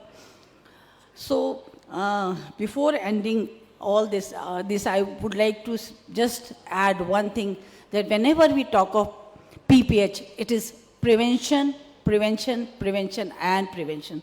So please work towards prevention. And as already told by everyone, I would like to reiterate that when we talk of prevention, carbutocin is a very good drug with the stability, with fluid, and everything else. It is high time we shift to this drug and look into it, because it has got many, many more benefits. Thank you very much. So that was a very excellent deliberation. So quite a lot of things have been spoken about the medical aspect of PPH. So I think we'll also like to know a little bit about the surgical aspect. So when it comes to surgical aspect, I think the key principle is that two things. One is the ligation and another is compression. So we need to make sure that we take care when it is not responding to with any of our active management with these medical support, then ultimately we need to resort to surgery. So every obstetrician have to be well trained and tuned to manage the acute crisis surgically as well. So it is a lot more easier when we are doing a cesarean section, because we are there in the field. But when it comes to a normal delivery and if we are encountering a atonic PPH, then again it is a task, because you have to gather your team to make sure that you are able to perform the surgical procedure and control the acute episode. So when it comes to ligation, the key factor is that we need to take care of the three major bleeders. The uterine vascularity has to be taken care, so we have to ligate the uterine artery, then of course the ovarian artery, and also the descending branch, so which supplies the lower segment of the uterus. So while doing these things, various compression procedures have also been designed. So by different authors. So the ultimate is that, as I mentioned, it is just we have to cut off the blood supply a little bit and also put pressure on the uterus, compression. So that is the reason bimanual compression we are doing. So the same thing now, various technical procedures, like you have the B-Lynch procedure, the Heymans, and all those, the Cho sutures. So all this is ultimately compressing the uterus. So they have also reported, like where, like they put the assistant and the surgeon literally compress the uterus so hard in such a manner that the uterus, the supply to the uterus is also cut off for some time, by which we are able to control the bleeding issues. So I think along with the medical management, of course, carbutocin is a real wonder drug, and we have known how prevention is better than cure. So the active management in the third stage is very vital. Along with that, also starting carbutocin for every woman who is delivering is also very important, so that we can always prevent rather than struggling for cure. So I would like to highlight on the surgical aspect as well. Thank you so much for giving me this wonderful opportunity. And also, I think every hospital, this thing should have PPH drills in their hospital, and they should train the youngsters, as Manyata is one of them. But otherwise also, I think everyone who are dealing with obstetrics, so, and because PPH can come like a bolt from blue without unexpected. So, I mean, carbutocin will prevent in significant number of cases, but still it can happen. So, PPH drills like we routinely use at AIMS, so that is very useful thing, PPH drill, shoulder dystocia drill, so that when suddenly it happens, people are tuned to it. Thank you. May I? Congratulations, Dr. Ritu. Excellent presentation. I fully agree with all the comments. I want to add few words about the importance of prevention in diagnosing adenomyosis. This is an important point. And the fusion between obstetricians and gynecologists is fundamental, because before pregnancy, you have the chance to make a right diagnosis of one of the most important factors in determining PPH after the pregnancy. So informing the patient and informing the colleague, the doctor that we follows the patient is fundamental. Believe me, it's not so rare. Right. Thank you. Thank you. Thank you. So, UP could tell about Italy. We have esteemed guest from Kenya, Nairobi. Sir, do you want to say anything about because PPH is common in Kenya also? You want to say something? Yeah, thank you. Thank you.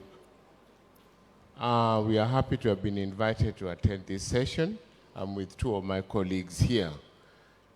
Before I make a comment, I need to say, one, the studies which was done for heat-stable carbetocin was done in our hospital as one of the centers in Africa, and it's in the publication which I'm sure all of us have read. Yes. PPH is a story we have had over the years. It's one of our commonest disasters. And we always say, whenever a patient has got a PPH, it means something was missed before the PPH occurred. So good history taking, anticipation of what was happening, and especially for a patient whom you have been seeing or who comes for delivery, take your good history, anticipate and prepare before. We all know, we are all obstetricians here. When you prepare for a PPH, that story will be solved. If you are not ready, things will not work. Multidisciplinary approach, you must be competent in handling this patient. You must be competent in a surgical intervention, as Dr. Raj has put forward. Anybody managing a PPH and you do not have the surgical skills, that patient will be able to go. And surgical skills starts from how are you able to handle that uterus, so that you'll be able to know what you do. Don't waste time doing uterine compression when you know it is not going to achieve anything. The period you take trying to fight and doing the uterine compression, how much blood will you have lost? Any 100 mils of blood lost in a woman who is having PPH is pushing that patient closer to her grave. So you must have that reason. You must have that reasoning element of when do I intervene and what do I do? If you don't know what you are doing, please call for help. And PPH is a multidisciplinary approach, which if you don't do that, you are gone. Lastly, for PPH, please always have things to be of assistance. You must have a functioning blood center. We say where we come from, PPH is a contributor to 40% of maternal deaths. So we are worried about patients with PPH. Interestingly, because of the effects of PPH you have had and a lot of studies you have done on PPH, using the carbetocin, stable carbetocin, the emotive study, the champion trial which you have been involved in, most of our people now know how to manage medically PPH. The issue of surgical is where the issue comes in, because most of them have got placenta crater spectrum, which we must all be aware of. We are having a lot of it because our C-section rates, I don't know what it is now in India. In our teaching hospital, we are having a section rate of about 52%. And that has increased our element of placenta crater spectrum, which I'm the lead in trying to make sure that we teach our students how to handle placenta crater spectrum. So in a nutshell, I agree with the panelists. PPH, what you see in India is exactly what we see back at home, and it is a disaster. Thank you, sir. Thank you, sir. Thank you, sir. What you have really pointed out, very important thing, the golden hour. Yeah. So golden hour is one of the very important thing. which we must keep in mind that we have to manage the patient in the golden hour, diagnose it early, refer it early, and manage it early with medical / surgical, whichever way. Thank you, sir. Thank you very much. I think we can close the session. Yes, thank you.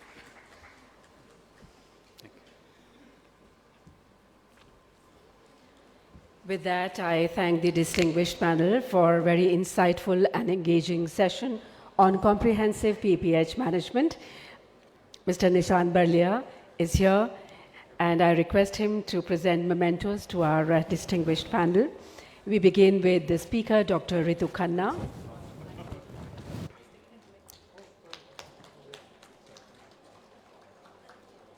Dr. Narendra Malhotra.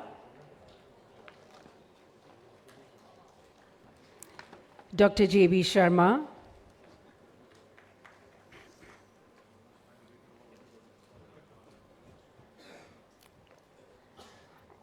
Dr. Anita Singh.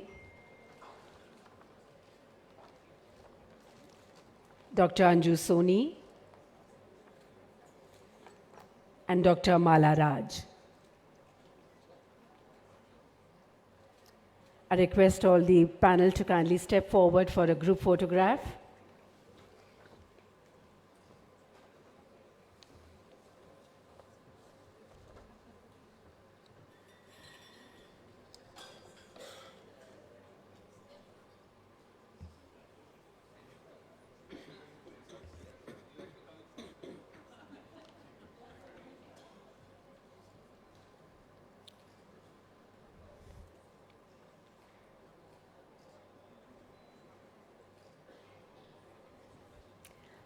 Thank you so much.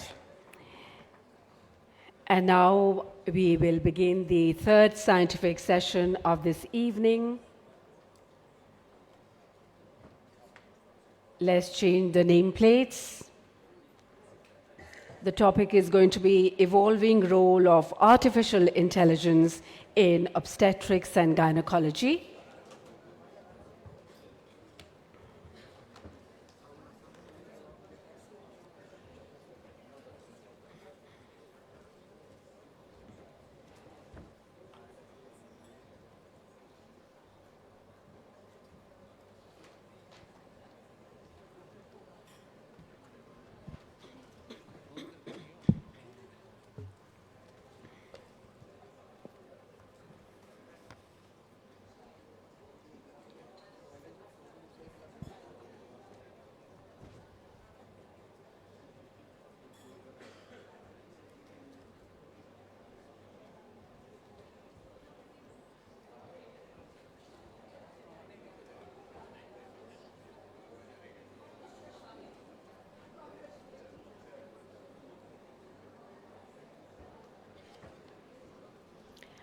So the third scientific session of this evening is on evolving role of artificial intelligence in obs and gynae.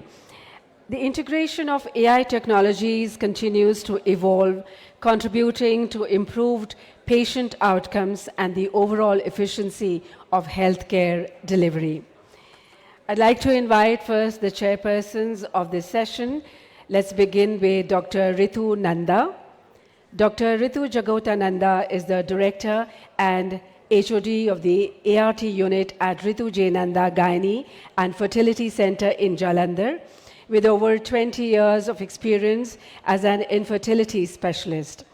Her expertise lies in endometriosis, PCOS, and adenomyosis, and her research focuses on the management of endometriosis in adolescent and infertile women and those with poor ovarian reserve. Dr. Ritu Nanda. Welcome, ma'am.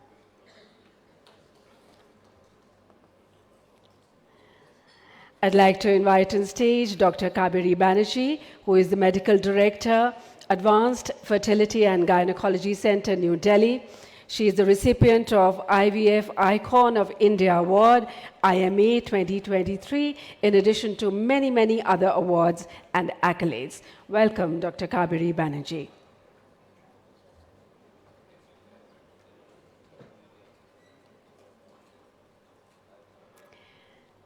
Coming up next on stage is Dr. Aarti Luthra, Director and Chief Consultant, Luthra Maternity and Infertility Center, Dehradun. She is the past president, Dehradun Obs and Gynae Society, and founder chairperson, Uttarakhand ISAR. Dr. Aarti Luthra.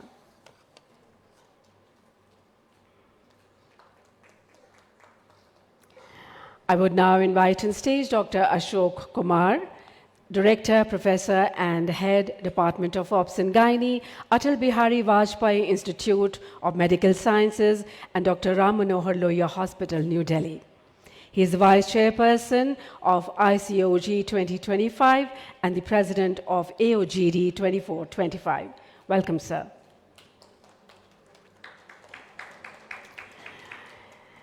I'd like to invite now Dr. Jaideep Malhotra, Managing Director of ART Rainbow IVF. She is credited with first 500 IVF babies of Nepal and the first IVF ICSI Tessa twins of Uttar Pradesh. Welcome, Doctor.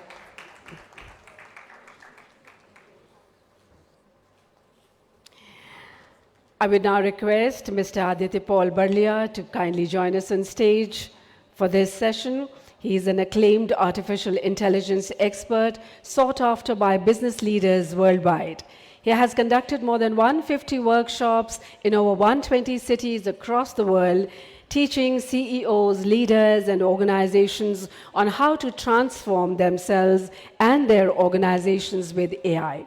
He is on a mission to empower people through his work with the Vijal Institute with a goal of 1 million leaders, organizations, and communities transformed. He is a sought-after advisor and consultant for AI transformations for companies worldwide. Welcome, Mr. Barlia.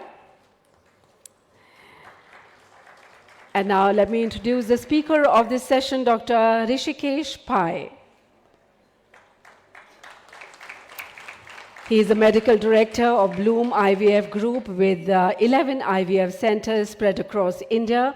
He is the past president of Federation of Obs and Gynaecological Societies of India, FOXY 2023, and he is a professor of reproductive medicine at D.Y. Patil University, Navi Mumbai, India. Welcome, sir.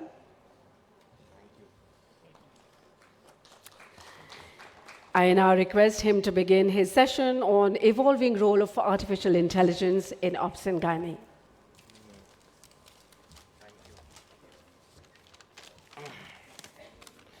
Good evening, everybody. I would like to thank the Walter Bushnell Healthcare Foundation and especially Mrs. Sushma Barlia, Nishan Barlia, Aditya Barlia, and Neha Barlia. They are our like family to us, come here many times, and of course all of you for coming here in this wonderful evening.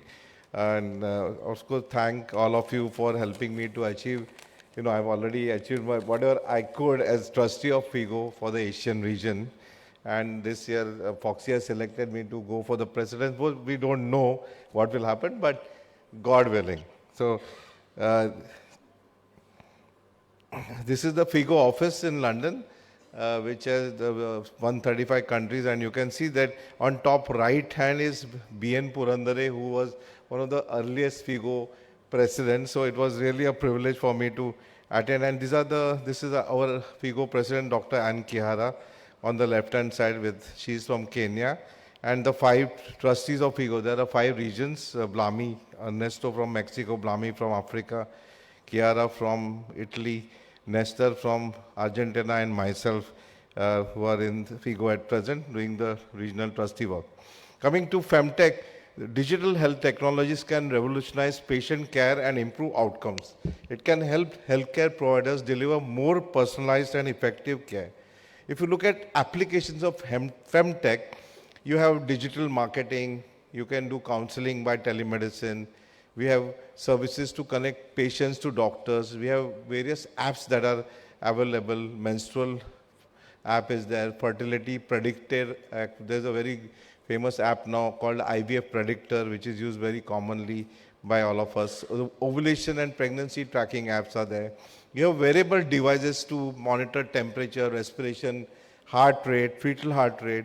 You have EMR, electronic medical records, cervical examination and screening. You can have 3D and 4D ultrasound imaging using a lot of femtech applications. Surgery can be done by big data analysis. You have menopause testing, fertility testing. You can diagnose anxiety and depression, contraception and pregnancy care. And then one of the last important components of femtech is artificial intelligence. Can be in 4 areas at present, which is very significant: IVF, antenatal care and labor, oncology and genetics. So if you look at artificial intelligence, the human intelligence has 2 components. One is the general intelligence, which is standard AI, that is cognitive learning and problem solving. And then we have the biological intelligence, which is consciousness and emotions. So machines with AI do not possess the natural intelligence displayed by humans and animals, which involves consciousness and emotionality. In 2018, futurist Martin Ford asked 23 leading experts, when will AI achieve artificial general intelligence? That is, when will machines start to cry? And the average answer was 2019. And at that point in time in 18, but with the so much rapid, especially with NVIDIA chip that came into the market, it is really revolutionizing very fast. AI was coined by John McCarthy and Marvin Minsky in 1956 in Dartmouth. And it came into public focus in 1997 when Gary Kasparov was defeated by IBM's Deep Blue computer in chess using some kind of AI. So there are 8 applications of AI: automated reasoning, knowledge representation, automated planning, machine ability, natural language processing, machine perception. Machine can have vision, touch, olfaction, hearing, and of course the final important thing of focus, that is machine learning, which is the study of computer algorithms that improve automatically through experience. So if you look at this diagram, machine learning is a form of AI in which a machine can learn and adapt to suitable situations and data training. So there are 2 types of way in which the machine learns. One is supervised learning. The classes of labels are known during training. So if you have an elephant, you can just show it to the machine and say, this is an elephant. So that's a direct. And then the second is the unsupervised learning, such as hierarchical clustering, which is used to discover structures within data, such as the existence of class. So you can break up the elephant into multiple contours, trunk, size, etc. And then the machine can conclude that it is an elephant. So it keeps on evolving itself and keep on learning.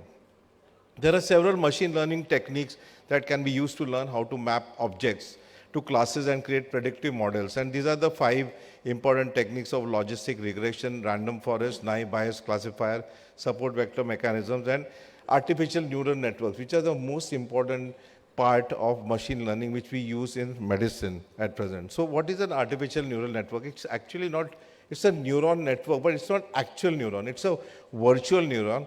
And these neurons are made up of artificial neurons that mimic human brain. A neural network typically consists of several layers of artificial neurons fully connected to each other by edges, each one associated with a weight.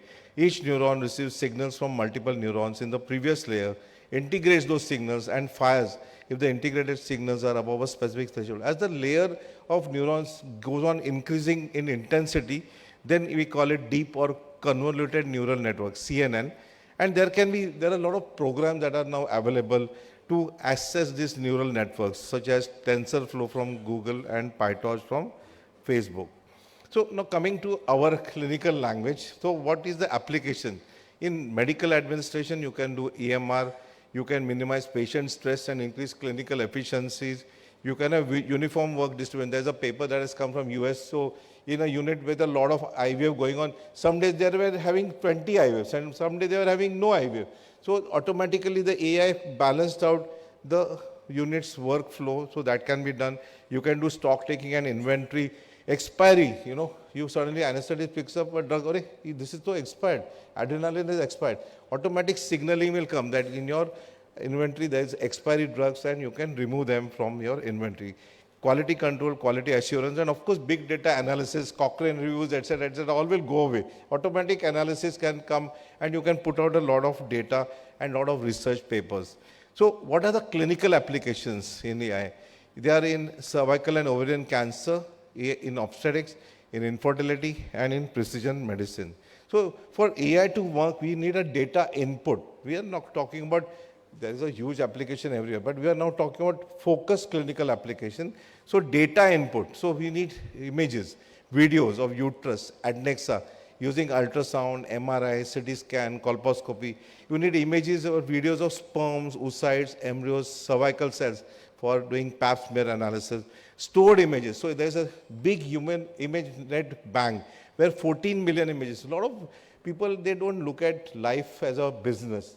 They look at life as a journey, and they keep on uploading lot of images free of charge, and that is called ImageNet. You can go to the ImageNet and pull out whatever images you want and use it in your research work or application. You can do CTG, umbilical cord, blood gases, contractions, partogram, hormone, tumor markers, temperature. All these are data that you input into the AI, and the machine learning using supervised and unsupervised learning will evolve the program. And of course, you do genetic studies, NGS analysis, next-gen sequencing of patient DNA, HPV virus, and of course, use big data for analysis. So if you look at cervical cancer, you can use it AI for early detection, staging, early accurate treatment, and 5-year survival. There are a lot of papers in now literature where AI using colposcopy imaging, the accuracy of detecting lesions and performing biopsies is very high. Or you have AI for NGS results for HPV testing, which can predict development of CIN2 with more than 81% accuracy. Just imagine if you have a lot of pap smears, if your human is made to do more than 40 pap smears a day, he'll leave the job. The machine will replace the human. Machine can analyze pap smears and have a consistent analysis of the pap smear. So that machine can, using AI, can replace it. You can use AI for ovarian cancer prediction also, 5-year survival rate using multiple parameters. A lot of analysis in the oncology areas have been done using AI. In obstetrics, prenatal scanning and diagnosis, which can, you can have improvement in images. Narendra Malhotra is setting ultrasound imaging. Improvement is very dynamic with AI. A lot of AI has been in the new machines that have come. Sonovac AC, for example, just do the quick follicles and you can have calculation without actually measuring the follicles. Risk prediction, antenatal prediction of diabetes, PH and early personalized intervention. Decision support. AI support can help healthcare workers make more informed decisions regarding medication and interventions in antenatal care. In ultrasound, you can do probe guidance, image optimization, biometry plane finder, anomaly scan completeness, full fetal echo, and placental volume quantification. In intrapartum obstetrics, enhanced electronic fetal heart rate monitoring, ECG, CTG interpretation, you can help identify early signs of fetal distress and reduce false alarm. Use it for labor management and progress. A lot of, when I was president of the federation, I got a call from US. They have a probe. You just put the probe on the finger and you just do the per vaginal examination. Automatic analysis goes back, and using the cervical dilatation, they can give you prediction of the birth of the whole partogram delivery, etc. So fantastic new analysis systems are coming in. Read and analyze text, notes, drugs using natural language processing. You can do this for early diagnosis. This is a very big, there's an app which is available. You can early diagnose preterm birth. It's very important. If you know who is going to go into preterm birth, you can put them on under supervision, antenatal care, and prevent that preterm birth from happening. Again, another big baby, in our maternal health area is optimizing cesarean section rate. So machine will in future predict whether you want to go for a vaginal delivery or section rate. And that can help you also. It can protect you. If the machine says that you go for cesarean, you go for cesarean. So it can protect you from medical legal problems. There's Wong et al. Has shown in 2022, 87% accuracy in predicting vaginal birth by using machine learning analysis of 2 cervical examinations 4 hours apart, and they brought the cesarean section rate down to 23%. Fernandez showed 90% accuracy in predicting mode of delivery using AI, machine learning analysis of 48 attributes and 48 parameters. What about reproductive medicine? Actually, this is a presentation which yesterday only I just went to a fantastic new site. It's called IVF Predictor. You just go to the site, it's free of charge. There are 9 parameters. The machine asks you the question, you just go on entering and they give you prediction of pregnancy rate. It's a fantastic program from United States, free to everyone. And because you can counsel the patient, you can say, "Hello, listen, this is your chance of pregnancy, 20%, 25%. So that is the way AI will work in the future. Ovulation prediction, this especially during the COVID time, I got a call from Israel. So they have done in Sheba Medical Center 50,000 analysis. He was telling me, Dr. Pai, if you use our AI system, your pregnancy rate following frozen transfer will go up by 10%. You just need to pay us $50 per. Actually, I was about to do it and then COVID. But so there are a lot of these systems that are coming in. Another potential application in the infertility workup is the evaluation of the endometrium and the contours of the uterus. And automatic assessment of AFC, follicular tracking, gonadotropin dose calculation is already there. The person is there who's chasing me from United States. She has a program where you can predict the dose of the gonadotropin with accuracy. Means you don't need your assistants to do the stimulation at all. It is just by the machine. It can, and automatic endometrial receptive analysis, lot of programs are coming up. Just by sweeping it, you can say when to do it. Coming to oocytes. So this is the oocyte imaging system on the right-hand side, which we use since 5 years now. I'm using it. It's called Violet. This is the system which is from Canada. So when we are doing the freezing of oocytes, after the oocytes are removed, we dissect them. We take the photograph and we export the images to the server in Canada. And within 2 minutes, it tells you exactly what is the chance of these eggs giving rise to a pregnancy 10 years down the line when you thaw them.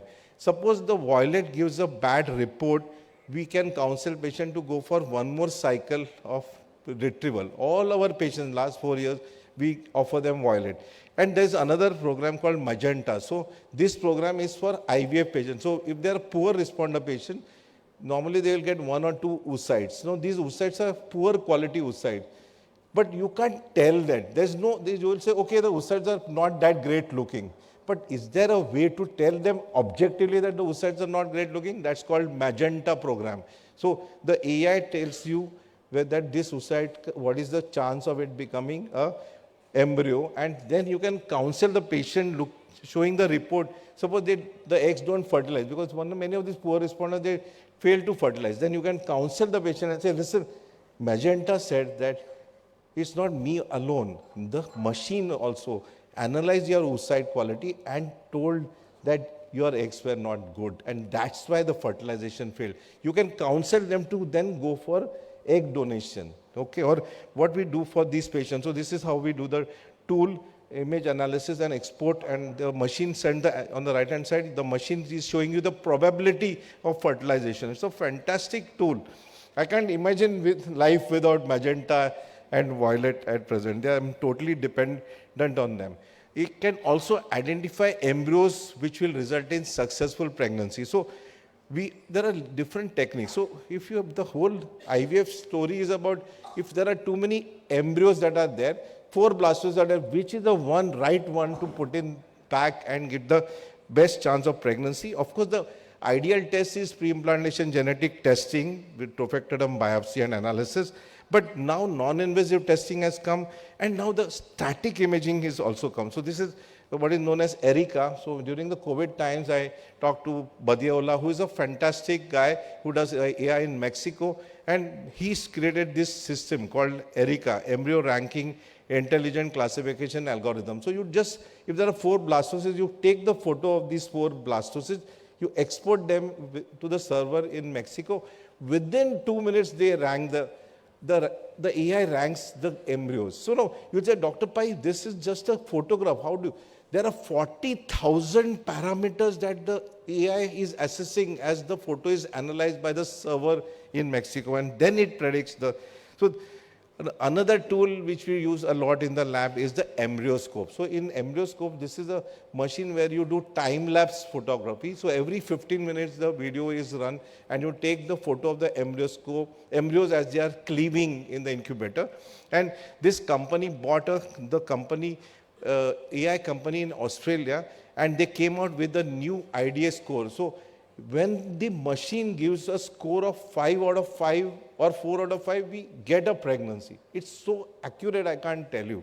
So They just do the analysis and the videos are interpreted, and they have already done interpretation based on 150,000 video inputs. So see, as the machine gets on improving better and better, the predictions will become better. So male infertility also, there's a lot of application for AI. I don't want to go into it because the time is short, but one of the best things that you can have is the SID. So SID is going to be a game changer. So as you are doing the injection, micro injection, you connect to the server. Again, Badiola has created this, and the server is seeing the sperm, and it grades the sperm as it is, as you are doing the ICSI, and it tells you which sperm to pick up and inject to get the best chance of pregnancy. This SID, actually, when after go back, I'm going to start paying them money, because it's all money payment. They have technology, you pay the money, buy the technology, use it in your lab and try to give your patient a better result. What is personalized medicine? That is individualization of disease management. So in the future, you go to a general practitioner, he will take your data, including your NGS. So every one of us will have a DNA profile on the chip. He'll just input it, and based on the NGS and multiple other parameters, using an AI system, he will be able to predict which drug is the right drug for you to be given. What are the interactions? So all those things the machine will calculate. So what is the future of AI? So what is OpenAI? So the ChatGPT is a generative pre-trained transformer.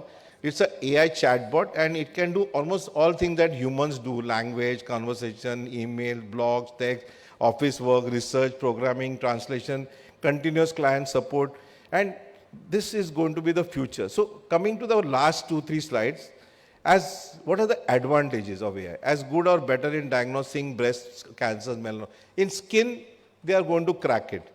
AI language translation can even deliver in native language. So many of our Indians, suppose they go to Italy tomorrow, you have the translator. As you are talking, the language will get translated. And if a patient in Italy is talking in Italian language, it will get translated to Hindi or whatever. So the AI can use as an active translator. So a lot of people can go and work in countries where the language, they don't know the language. Using an AI interaction can improve customer satisfaction through content, messaging, ads, and recommendation. Great in data-heavy industries such as pharma, banking, insurance, to reduce time for analysis and fraud detection. Saves labor by automation and increased production. AI virtual agents are always available. They don't sleep, they don't eat, they don't go to the restrooms, etc. What are the disadvantages? Deep fakes, multiple platforms are there. There's a lack of standardization. Data bias is there. Small number of data. Ethnic variability is there. You know, a data set based on Canada may not necessarily be B, but now last 4 years they have taken a lot of data from me. The Canadian machine is learned from my data, and he can be applied to the Indian data as well. And of course, there are a lot of solutions which I'll know. The dangers of AI, these are the last few slides. Stephen Hawking said AI will spell the end of humans. Once humans develop artificial intelligence, AI will take off on its own and redesign itself at an ever-increasing rate. Humans who are limited by slow biological evolution will be unable to compete and would be superseded by the machines. But you can't put a barrier to technology. Can you look at our technology? In the olden days, we had cars, then we went to trains, planes, space shuttle. Maybe we'll do time travel also. Similarly, in our obstetrics, we did vaginal delivery, then we did forceps, cesarean, CTG, and then we may do exogenesis. We may have baby totally formed out of the body. Or we may have vaginal surgery, laparotomy, laparoscopy, robotic surgery, and maybe voice-controlled robotic surgery. So you can't block technology. And of course, Mark Zuckerberg and many of the CEOs say that AI can be controlled. And recently there was a meeting for controlling AI. It's like nuclear energy. You have to control it. You can't say that we will not have nuclear energy. You have to control the nuclear energy. Similarly, you have to stay in control of the AI. In conclusion, over the last 3 to 5 years, we have witnessed the increasing utility and exciting applications of artificial intelligence in OBGYN, especially in obstetrics, cancer, and reproductive medicine. Artificial intelligence will usher in a new era of standardization, automatization, and precision, leading to personalized medicine. Artificial intelligence-driven approaches are more likely to be more objective, rapid, and most importantly, more accurate. Wider use of AI in precisely assessing patient characteristics such as ovarian reserve, age, endocrine status, clinical diagnostic stats will undoubtedly increase the efficacy and efficiency of diagnosis and treatments of all reproductive disorders. And what is the future? There's a combination of AI and human that is called super intelligence. So if you see this man, he's a paraplegic. There's a chip implant in the brain, and there are electrodes that have been implanted in his forearm muscles. So by just thought and using the chip, he's been able to move his hands and all that. So the AI, but it could not have been possible unless the NVIDIA chips were there. You need rapid computing, very fast acceleration of the computing system. And this is going to be the future. The future of mankind is in the integration of the atom, the gene, the byte, and the space. Thank you.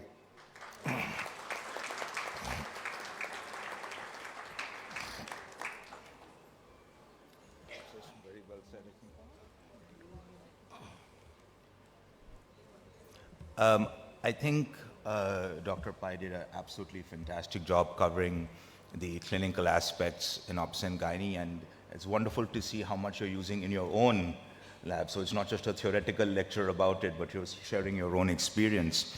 I won't cover much more in AI, but I thought I'd give you a couple of insights from our research at the Vijay Institute. I will be speaking about for 5 minutes to get your involvement and help as well.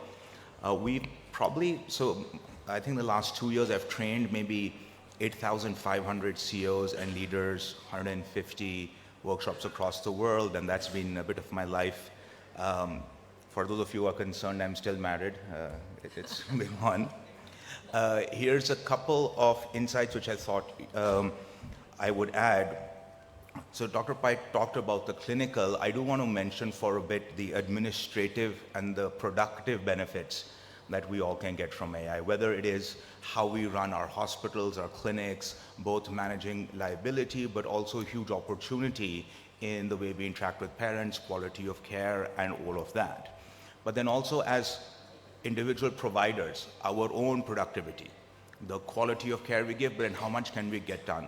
All of us struggle between actual clinics, research, learning, and a whole bunch of other time commitments in our lives. So I have some very good news for some of you.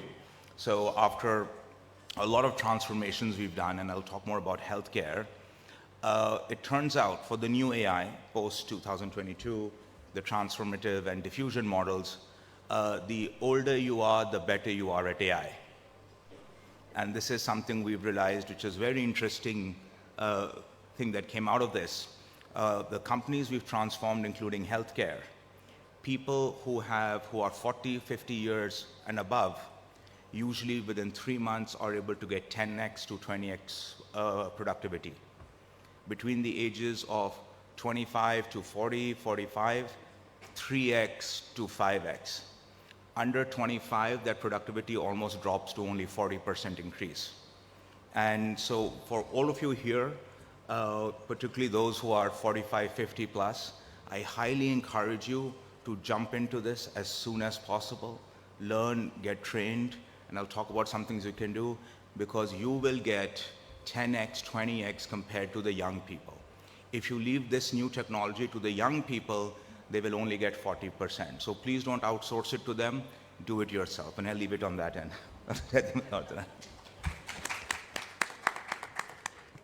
Thank you, Hrishikesh. I think it was a really fascinating talk. And Aditya, I was remembering your last talk in the last IOG. And I'll do a quick it was, it's an eye-opener, and it's absolutely something which I'm feeling that it's going to bring a pronounced change in how we are actually practicing and in our journey towards patient care. So what I understand today, we are going to become much more efficient. We are going to, make much less errors. But, and of course, the patient's journey is definitely going to be an improved one when we are using AI. But it's not as simple as said. It needs a lot of training. First of all, I think we all need to be ready to accept it, adopt it, get trained, as Aditya was telling. And maybe the training for our young doctors is also going to be absolutely different. And what is important here is that it is still a black box. It is still, there are lots of things which we don't really understand. But today from the talk which I have heard, I'm just thinking that tomorrow I'm going to be like a super intelligent human being who will be fully efficient and will be able to do everything, you know, in a few seconds. And of course, we need to be very, very careful on how we integrate this, because when we understand, even Modi ji is talking about it, the deep fake, I mean, the misuse of artificial intelligence is something which is very worrisome. And I would say that science and scientists will do whatever can be done, but it is for us societies and the governments to decide what should really be done. You know, funny part is that, you know, a lot of my work is done by my CEO, Ojaswini. So, you know, I was telling once, I was just recently, I wrote something, I said, will you refine it? So she said, I'll put it in AI. So she did it, she refined. I said, this language is too AI. She said, sir, there is another AI available that can make it sound human. Exactly. So she again put it back and refined it so the AI made it sound more human. So that is the, and the other point I would like to say is that you must have the ability to override. Yes. That is the ability that humans have got. So we have to retain that ability. We need to retain the veto right. We should not depend totally on the machine. Many times, if you say, I always say, type, who is the president of Foxy? Every time it comes with the wrong information. Yeah. Many times. So the machine, from an information purpose, I feel, it is not a good information. For language processing and interaction and all lateral thing it is. But information, because all the time information. So I think Google is still the best way to humanly go and pull out the information and then interpret it and analyze it and make it and conclude on it yourself. You should not allow that to go to the machine. So routine, mundane things you can allow the machine to do. But one of the important things I'm going to do is replace the secretaries. Because that is the one thing, it's very irritating. They never take the phone. But yes, they will come when you are in crisis in the night, they may come and help you, which the machine will not. I know. I think the humans cannot be really replaced, because the empathy and the other emotions which they normally have, no machine is going to have. Yeah, good evening. At the outset, thanks to Mr. Barlia and family for giving us this opportunity to be here. And coming to AI, we have heard last year from Mr. Aditya Barlia about the AI, and he has given us some demonstration also. And see, in 1 year, many things have evolved and changed. And now in our practice, AI is playing a major role in the background, and as Dr. Pai has highlighted its role in every type of subdivision of obstetrics and gynecology, starting from preconception, fertility, even genetics and pregnancy, fetal monitoring, ultrasound, everything. But we have to understand their pros and cons also. That is very important, and that you all must be aware about the debate which is going also, whether AI is really needed or should not be used. But as a whole, what is there is that artificial intelligence cannot replace human, but yes, it can help human if it is used wisely. So with that understanding, probably we should be using AI in our practice, and it has a very unlimited role. Whatever you think of doing, AI will help you in a better way. But for patient care probably, and for the betterment of the patient, it is the human touch and the feel and the emotions which are needed for the healing of the disease. That cannot be replaced by AI, and we have to take care of that. And if we are working sensibly and taking care of these aspects in the use of AI, probably we will be a better doctor and will be able to provide a better patient care. And obviously it will be beneficial to the patients also. Thank you very much. Congratulations, Dr. Pai. This is a very interesting topic, AI in medical practice. And this raises the thought, is it going to be a friend or competitor or enemy for medical practitioners?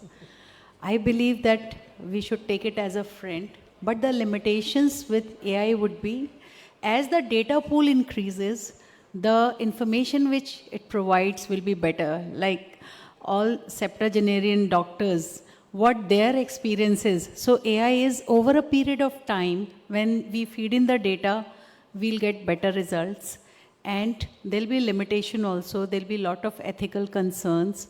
But what I feel, AI will never compete with humans in medical practice, but it will be a great complementary tool to us. Like Sir has talked, that if we have to prepare a talk or a presentation, but whatever it gives is very, mechanical. You have to improve it, you have to add your knowledge, only then it will be a complete presentation. So it will be a good assistance to us, but I believe it will not be able to master the human mind, the human emotions, and the human expertise. But of course, we have to use it, and it's going to be really be a great boon in clinical analysis and giving us better results in our practice. Thank you. Thank you, Dr. Pai, for this wonderful lecture. My journey with AI, I think, also started last year when Mr. Burlia gave his lecture. And I was a skeptic, and my question was that if all of us start using AI, when will we use our intuitive power, our analysis?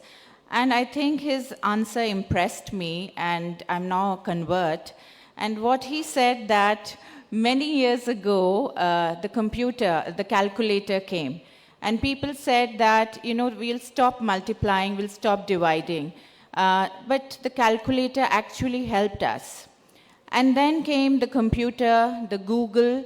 So it's really, these are devices, and it depends on you, how you use it to get the optimum benefit out of it. Definitely, for me, it helps in analysis of data. It helps in concising papers and giving me the short synopsis. It gives me a quick Google analysis. Google, there'll be different outputs for the same topic. But yes, you have to correct it, you have to check it. For example, in PCOD, it's still following the Rotterdam criteria, when we know we've moved on. So it's a tool that needs to be used wisely, but it's an extremely useful tool. And the second thing which I want to agree with Dr. Pai is, we have to have ethnic specific data. Until we have that, all the tools and algorithms for your dosages or frozen embryo transfer that are being built all over the world should be used in Southeast Asian patients with caution. It cannot be just translated into our patients, and we need caution in that. Thank you very much.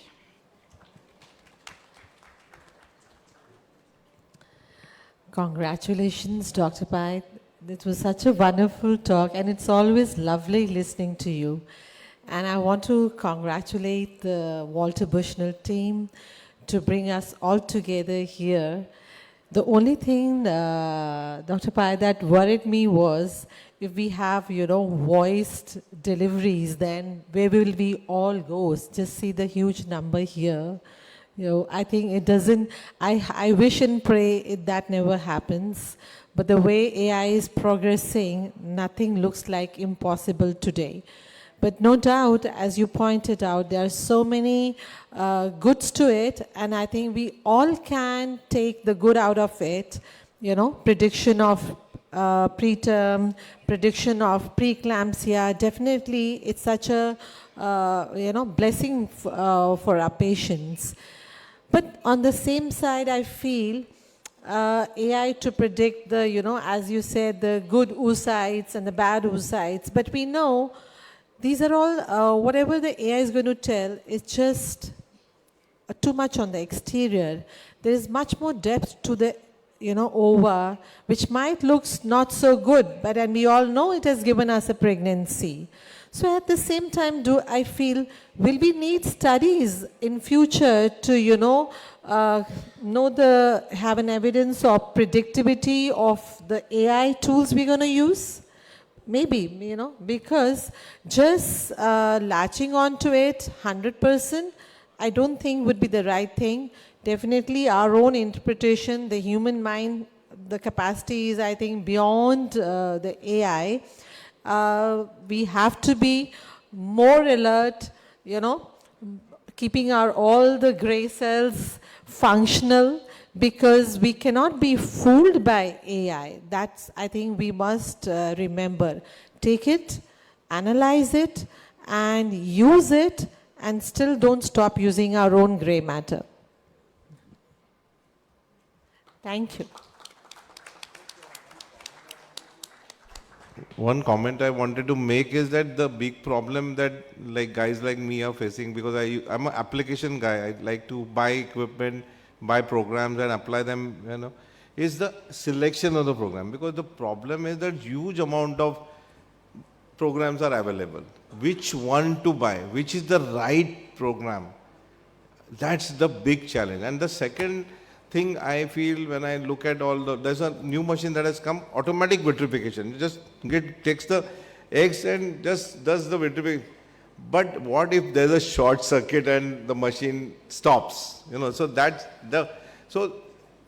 one of the big things that differentiates humans is a negative feedback mechanism. The humans have a huge, suppose I'm picking one and he says stop, I'll stop my hand. But if I give that command to the machine will still may go forward a little.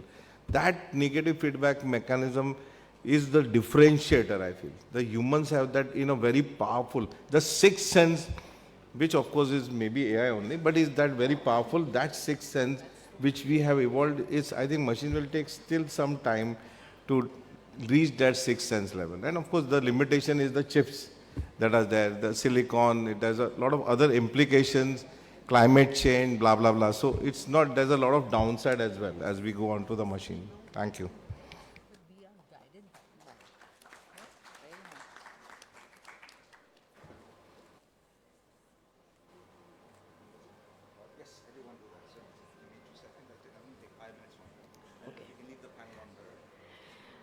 So that was really a very stimulating session, but the session is still on. Well, as Dr. Kaveri Banerjee put that she was a skeptic, but after the engrossing and eye-opening talk by Mr. Aditya Barlia, she is now a convert. So we would like to take this opportunity to request him to please apprise us of the activities of Vajal, what all it's doing, and because he is a man on a mission, and we have to ask him to please enumerate on Vajal now. Thank you. Thank you so much. I know I stand between you and food, so I will keep this remarkably short. The Vajal Institute is something we came up about 1.5 years ago. It's a social impact company. And our goal was, once we saw the impact that AI was having all across the world, we said, look, we need to create an institution that is prepared to help people get ready. Started off by just me going around and giving a few lectures. Today we have about 350 trainers, coaches, consultants all across the world who have been certified by us. They are in every city, anywhere you can find them. They have done 3,000 plus workshops. We have trained 35,000 plus senior leaders and CEOs and 150,000 more people than that. I am deeply excited by the impact we've had, but one of the big things, which is something that's close to all of our hearts, has always been healthcare. And now AI really impacts it. I think we've articulated some of the struggle. So much is happening so fast. How do we keep ourselves updated? How do we know what works, what doesn't work? There are so many new programs and vendors and things that come. And so what we wanted to do was to start creating a bit of a healthcare mission in India to really help all of us here, all of us as part of this great fraternity, to help each other work with AI, understand AI, and very specific into healthcare. I think it's very clear, I think to all of us, and I got a couple of fun stuff to show you as well, since I promised. But I think it's very clear that already many of you have started using it. And we're looking at three basic things. One, it is dramatically improving patient outcomes. And that's what we are ultimately here for, right? Great patient outcomes. But it is also drastically reducing administrative burdens and costs. And we are already seeing this in the past year, month by month by month, as you're seeing the companies we've had transformed, how their administrative burdens of costs have gone down, so they have the people and the ability to do much more. One of the things in healthcare, which I hear from every single doctor, and I experience it myself when I work with you, there's never enough time. There's always too many patients, and we always feel that for every case, for every particular matter, if we had a little bit more time, a little bit more resources, we could have done more. And so one of the things which I'm really excited about AI is the ability for us to free up resources to do what we really felt that we could do at any given moment. And of course, that all results in significant increase in the quality of patient care. I think all of us now look at it's not just the outcomes of the patient, but the care and the quality they received and the comfort they felt throughout it. So I'm very deeply happy to announce softly, this is not an official launch, but I thought since all of us were here, it might be nice to at least start talking about it. This is not something that is set in stone or fully baked. All of your contribution is going to be required as a community to jointly work on it. And we have three major goals to start with, which is the first, document, credit, and disseminate best practice. I think Dr. Pai did a great job of kicking us off in many of those, but all of us are trying. Each and every one of you is trying different things. It's great to start documenting it, sharing it, and showing what has success, but then also credit those who are pioneering it in applying and what they've learned. Second is to empower, educate, and train leaders and providers in healthcare on AI. How does this work? What are the limitations? All of you have already seen many of the limitations, right? But what are the positives? And I think if we all know how it works, how we can use it, and as things change, become better at it. And last, of course, is to be a platform, a social impact platform, to help us fundamentally transform our organizations, our professions with AI. And if I think we can come to these three goals even close, I think we'll do a great job. If you'd like to support or help the Vijal WB AI Center of Excellence, please do scan the QR code. It's an admin post only WhatsApp group. We will be posting a lot of new things and opportunities in the weeks ahead. Now, I was asked to do a couple of things, so that was the official part. I'm going to show you three simple things, which I thought would be fun more than anything else, since AI changes every 2 to 3 weeks. I did all of this in the last 45 minutes, so I've not even heard it myself. So pardon me if this is all live. The first one was we had an amazing panel on folate. So what I asked AI to do, hey AI, since we've had this amazing panel on folate, and I was in the audience, I asked AI, the panelists said one thing, we need to educate people on this. Can you make a radio show educating people on this? And I took the presentation we had by our wonderful speaker and put the presentation in and say, please take this very complicated clinical presentation for doctors and turn it into a radio show. Now, I haven't had a chance to hear it, but I thought we'd do it.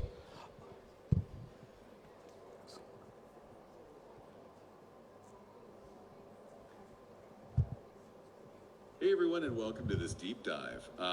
We're going to be talking all about folate today. Ooh, exciting. It is, especially if you're expecting or hoping to be soon. Yes, absolutely. This is a deep dive just for you. And I have to admit, I remember when I was pregnant. Uh-huh. And you hear about folate, you're like, oh my God, so much information. Right. So we're breaking it all down for you. Awesome. And did you know that folate is actually really important way before? Yes. You even see a positive pregnancy test. That's true. So we're going to be covering why it matters, how to get enough of it, and a new kind of supplement that might just blow your mind. I love it. So let's jump right in. I mean, folate is a pretty big deal right from the get-go. It really is. It's like this ultimate multitasker in the body. Mm. It's involved in so many critical things. Like what? DNA replication, the creation of amino acids. Right. It's a B vitamin that's essentially the building block for healthy cells. So it's not just about the baby, it's about my body too. Absolutely. Your body goes through incredible changes during pregnancy, and folate is there every step of the way. Like, Okay. for starters, think about the placenta. Okay. Your baby's lifeline. It needs folate to grow and function properly. Interesting. And your uterus, it expands. Oh, our listeners got something to share. Let's hear it. Hey guys, thank you for having me on your show. I heard there's this new type of folate. How's that changing things? That's a great question. Yeah, let's unpack this. Well, what's fascinating here is that it really boils down Did I mention to it was a live radio show? Okay, so what does this all mean? Basically, can call this in. new generation, it's called quaternfolic. Quaternfolic. Yes, and it's more easily absorbed. And we could go on. This is a 18-minute radio show, fully live, and the job of this AI is to take any clinical material and explain it to layman in a very simple way. But again, it's a live radio show, so people can ask questions, they can interact, and it fundamentally is created to transfer highly clinical papers into accurate everyday thought. Last year, and this is the second thing I want to present, and after that I'll just do something more fun, I presented to you what was then the cutting edge of voice in creating call centers. So this year I thought I'd show you what's the cutting edge now, and what I'm going to ask is Dr. Pai to act as a volunteer. And what I'm going to do, Dr. Pai, is that I'm going to start off our conversation, and I've created this call center, which is a IVF call center. And I'm going to start off in English. I'm going to say, look, I'm going to hand the phone to my friend, and I want you to start the conversation, but I want you to speak only in Hindi and ask questions about IUI or IVF.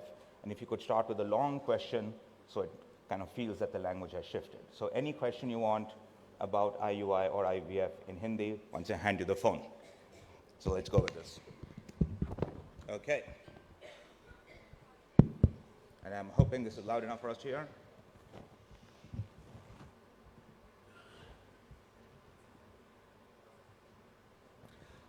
Hi, my wife and I have been trying to get pregnant. We're kind of young, it's been a couple of years, we've tried this. I don't even know if this is the right, I saw your number on the billboard. It was big, it was nice. Can you help me think through this? Of course. मेरा नाम Allison है। आपके सवालों का जवाब देने और सही दिशा निर्देश देने के लिए यहाँ हूँ। आप अपनी परेशानियों और सवाल मुझसे साझा कर सकते हैं। अरे एलिसन, मेरा ना प्रॉब्लम चल रहा है, 5 बरस से बच्चा नहीं है। क्या ये IUI क्या है, क्या प्रॉब्लम है, क्या बता सकते हैं क्या आप? I'm sorry to hear about the challenges you've been facing. Alison, IUI. I think my friend doesn't speak English. I think he speaks Bengali. Can you tell this to me in Bengali? অবশ্যই আমি বাংলায় বলছি IUI বা intrauterine insemination হলো বন্ধ্যাত্বের Alison, চিকিৎসার so here's একটি my পদ্ধতি। problem. I don't know what both you guys were saying. Can you explain this to me in English, but with an Australian accent? Absolutely. I can explain it again. So IUI or intrauterine Actually, insemination could you give me this in Italian?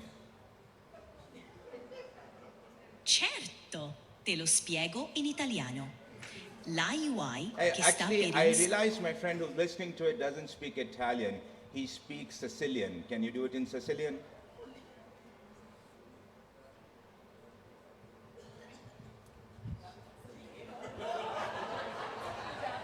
That's my I capisci? I see. You no, prefer English. try the Sicilian thing. I think you almost got it. Ah, va bene. Riproviamo in siciliano. L'IUI o inseminazione intrauterina è un metodo di trattamento And per lastly, l'infertilità. could I get this in Swahili, please?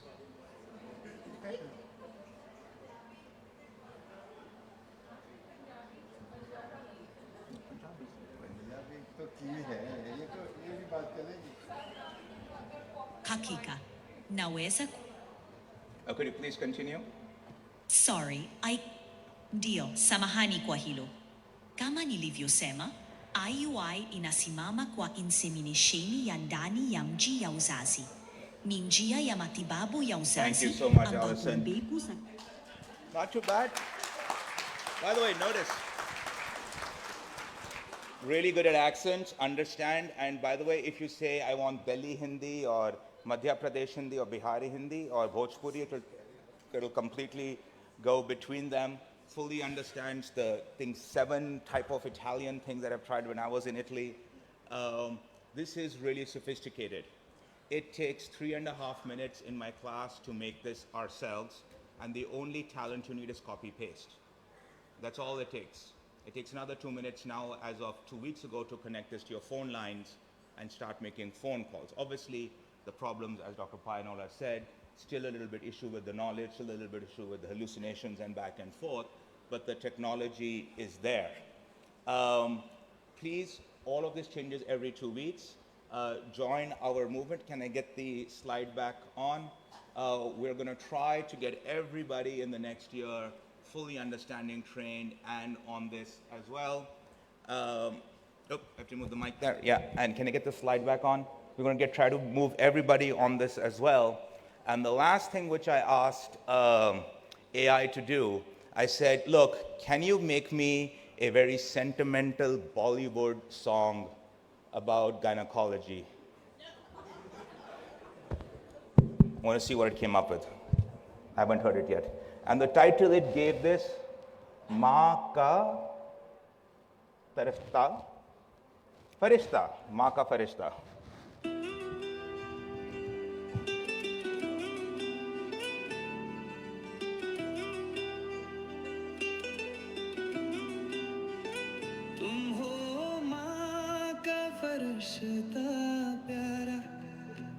दर्द हरोगे मुस्कान लाओगे दिन हो या रात तुम दोनों पाओगे खुशियों से हर घर तुम सजाओगे नींद से प्यारी तेरी ये रे ड्यूटी इंसानियत के लिए तेरी वटी राहत के हो तुम सच में मसीहा Good lyrics. समझो ये गहराई जीवन की कथा माँ के आंसू तू ही It's a 3-minute song. I leave it at that. So the capabilities of this change every 2 to 3 weeks.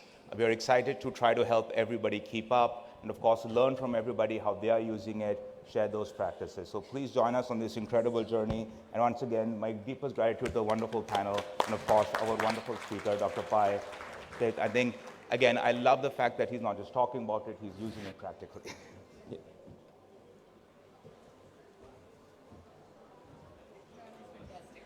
So that was AI with its limitless possibilities being tapped by Mr. Aditya Paul Barlia and Vijal. It was a very stimulating session, and we thank all our distinguished dignitaries for the same. I request Mr. Nishant Barlia to kindly come on stage to present mementos to our panel. We begin with the speaker, Dr. Hrishikesh Pai.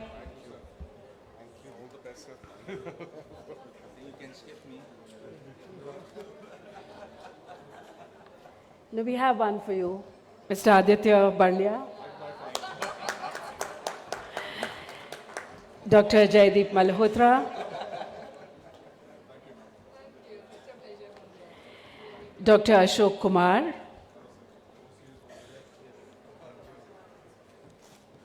Dr. Aarti Luthra. Dr. Kaberi Banerjee. And Dr. Ritu Nanda. Kindly please step forward. Let's have a group photograph. Let's have a picture. Let's have a picture. Wait till you see the new research models. They're not out in public yet. How are you doing?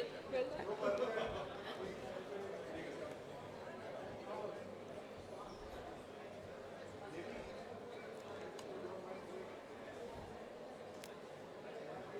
So it's a great pleasure to express our gratitude to all our esteemed dignitaries and distinguished guests. Thank you all for joining us for this scientific session.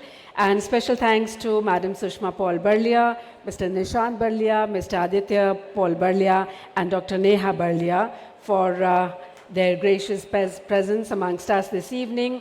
And please do join us tomorrow at 10 in the morning at the same venue in the same hall for the 11th edition of IOG Dr. Stya Paul Awards and Oration Lecture by Dr. Eriko Zuppi on maximizing ultrasound utility across obstetrics and gynecology.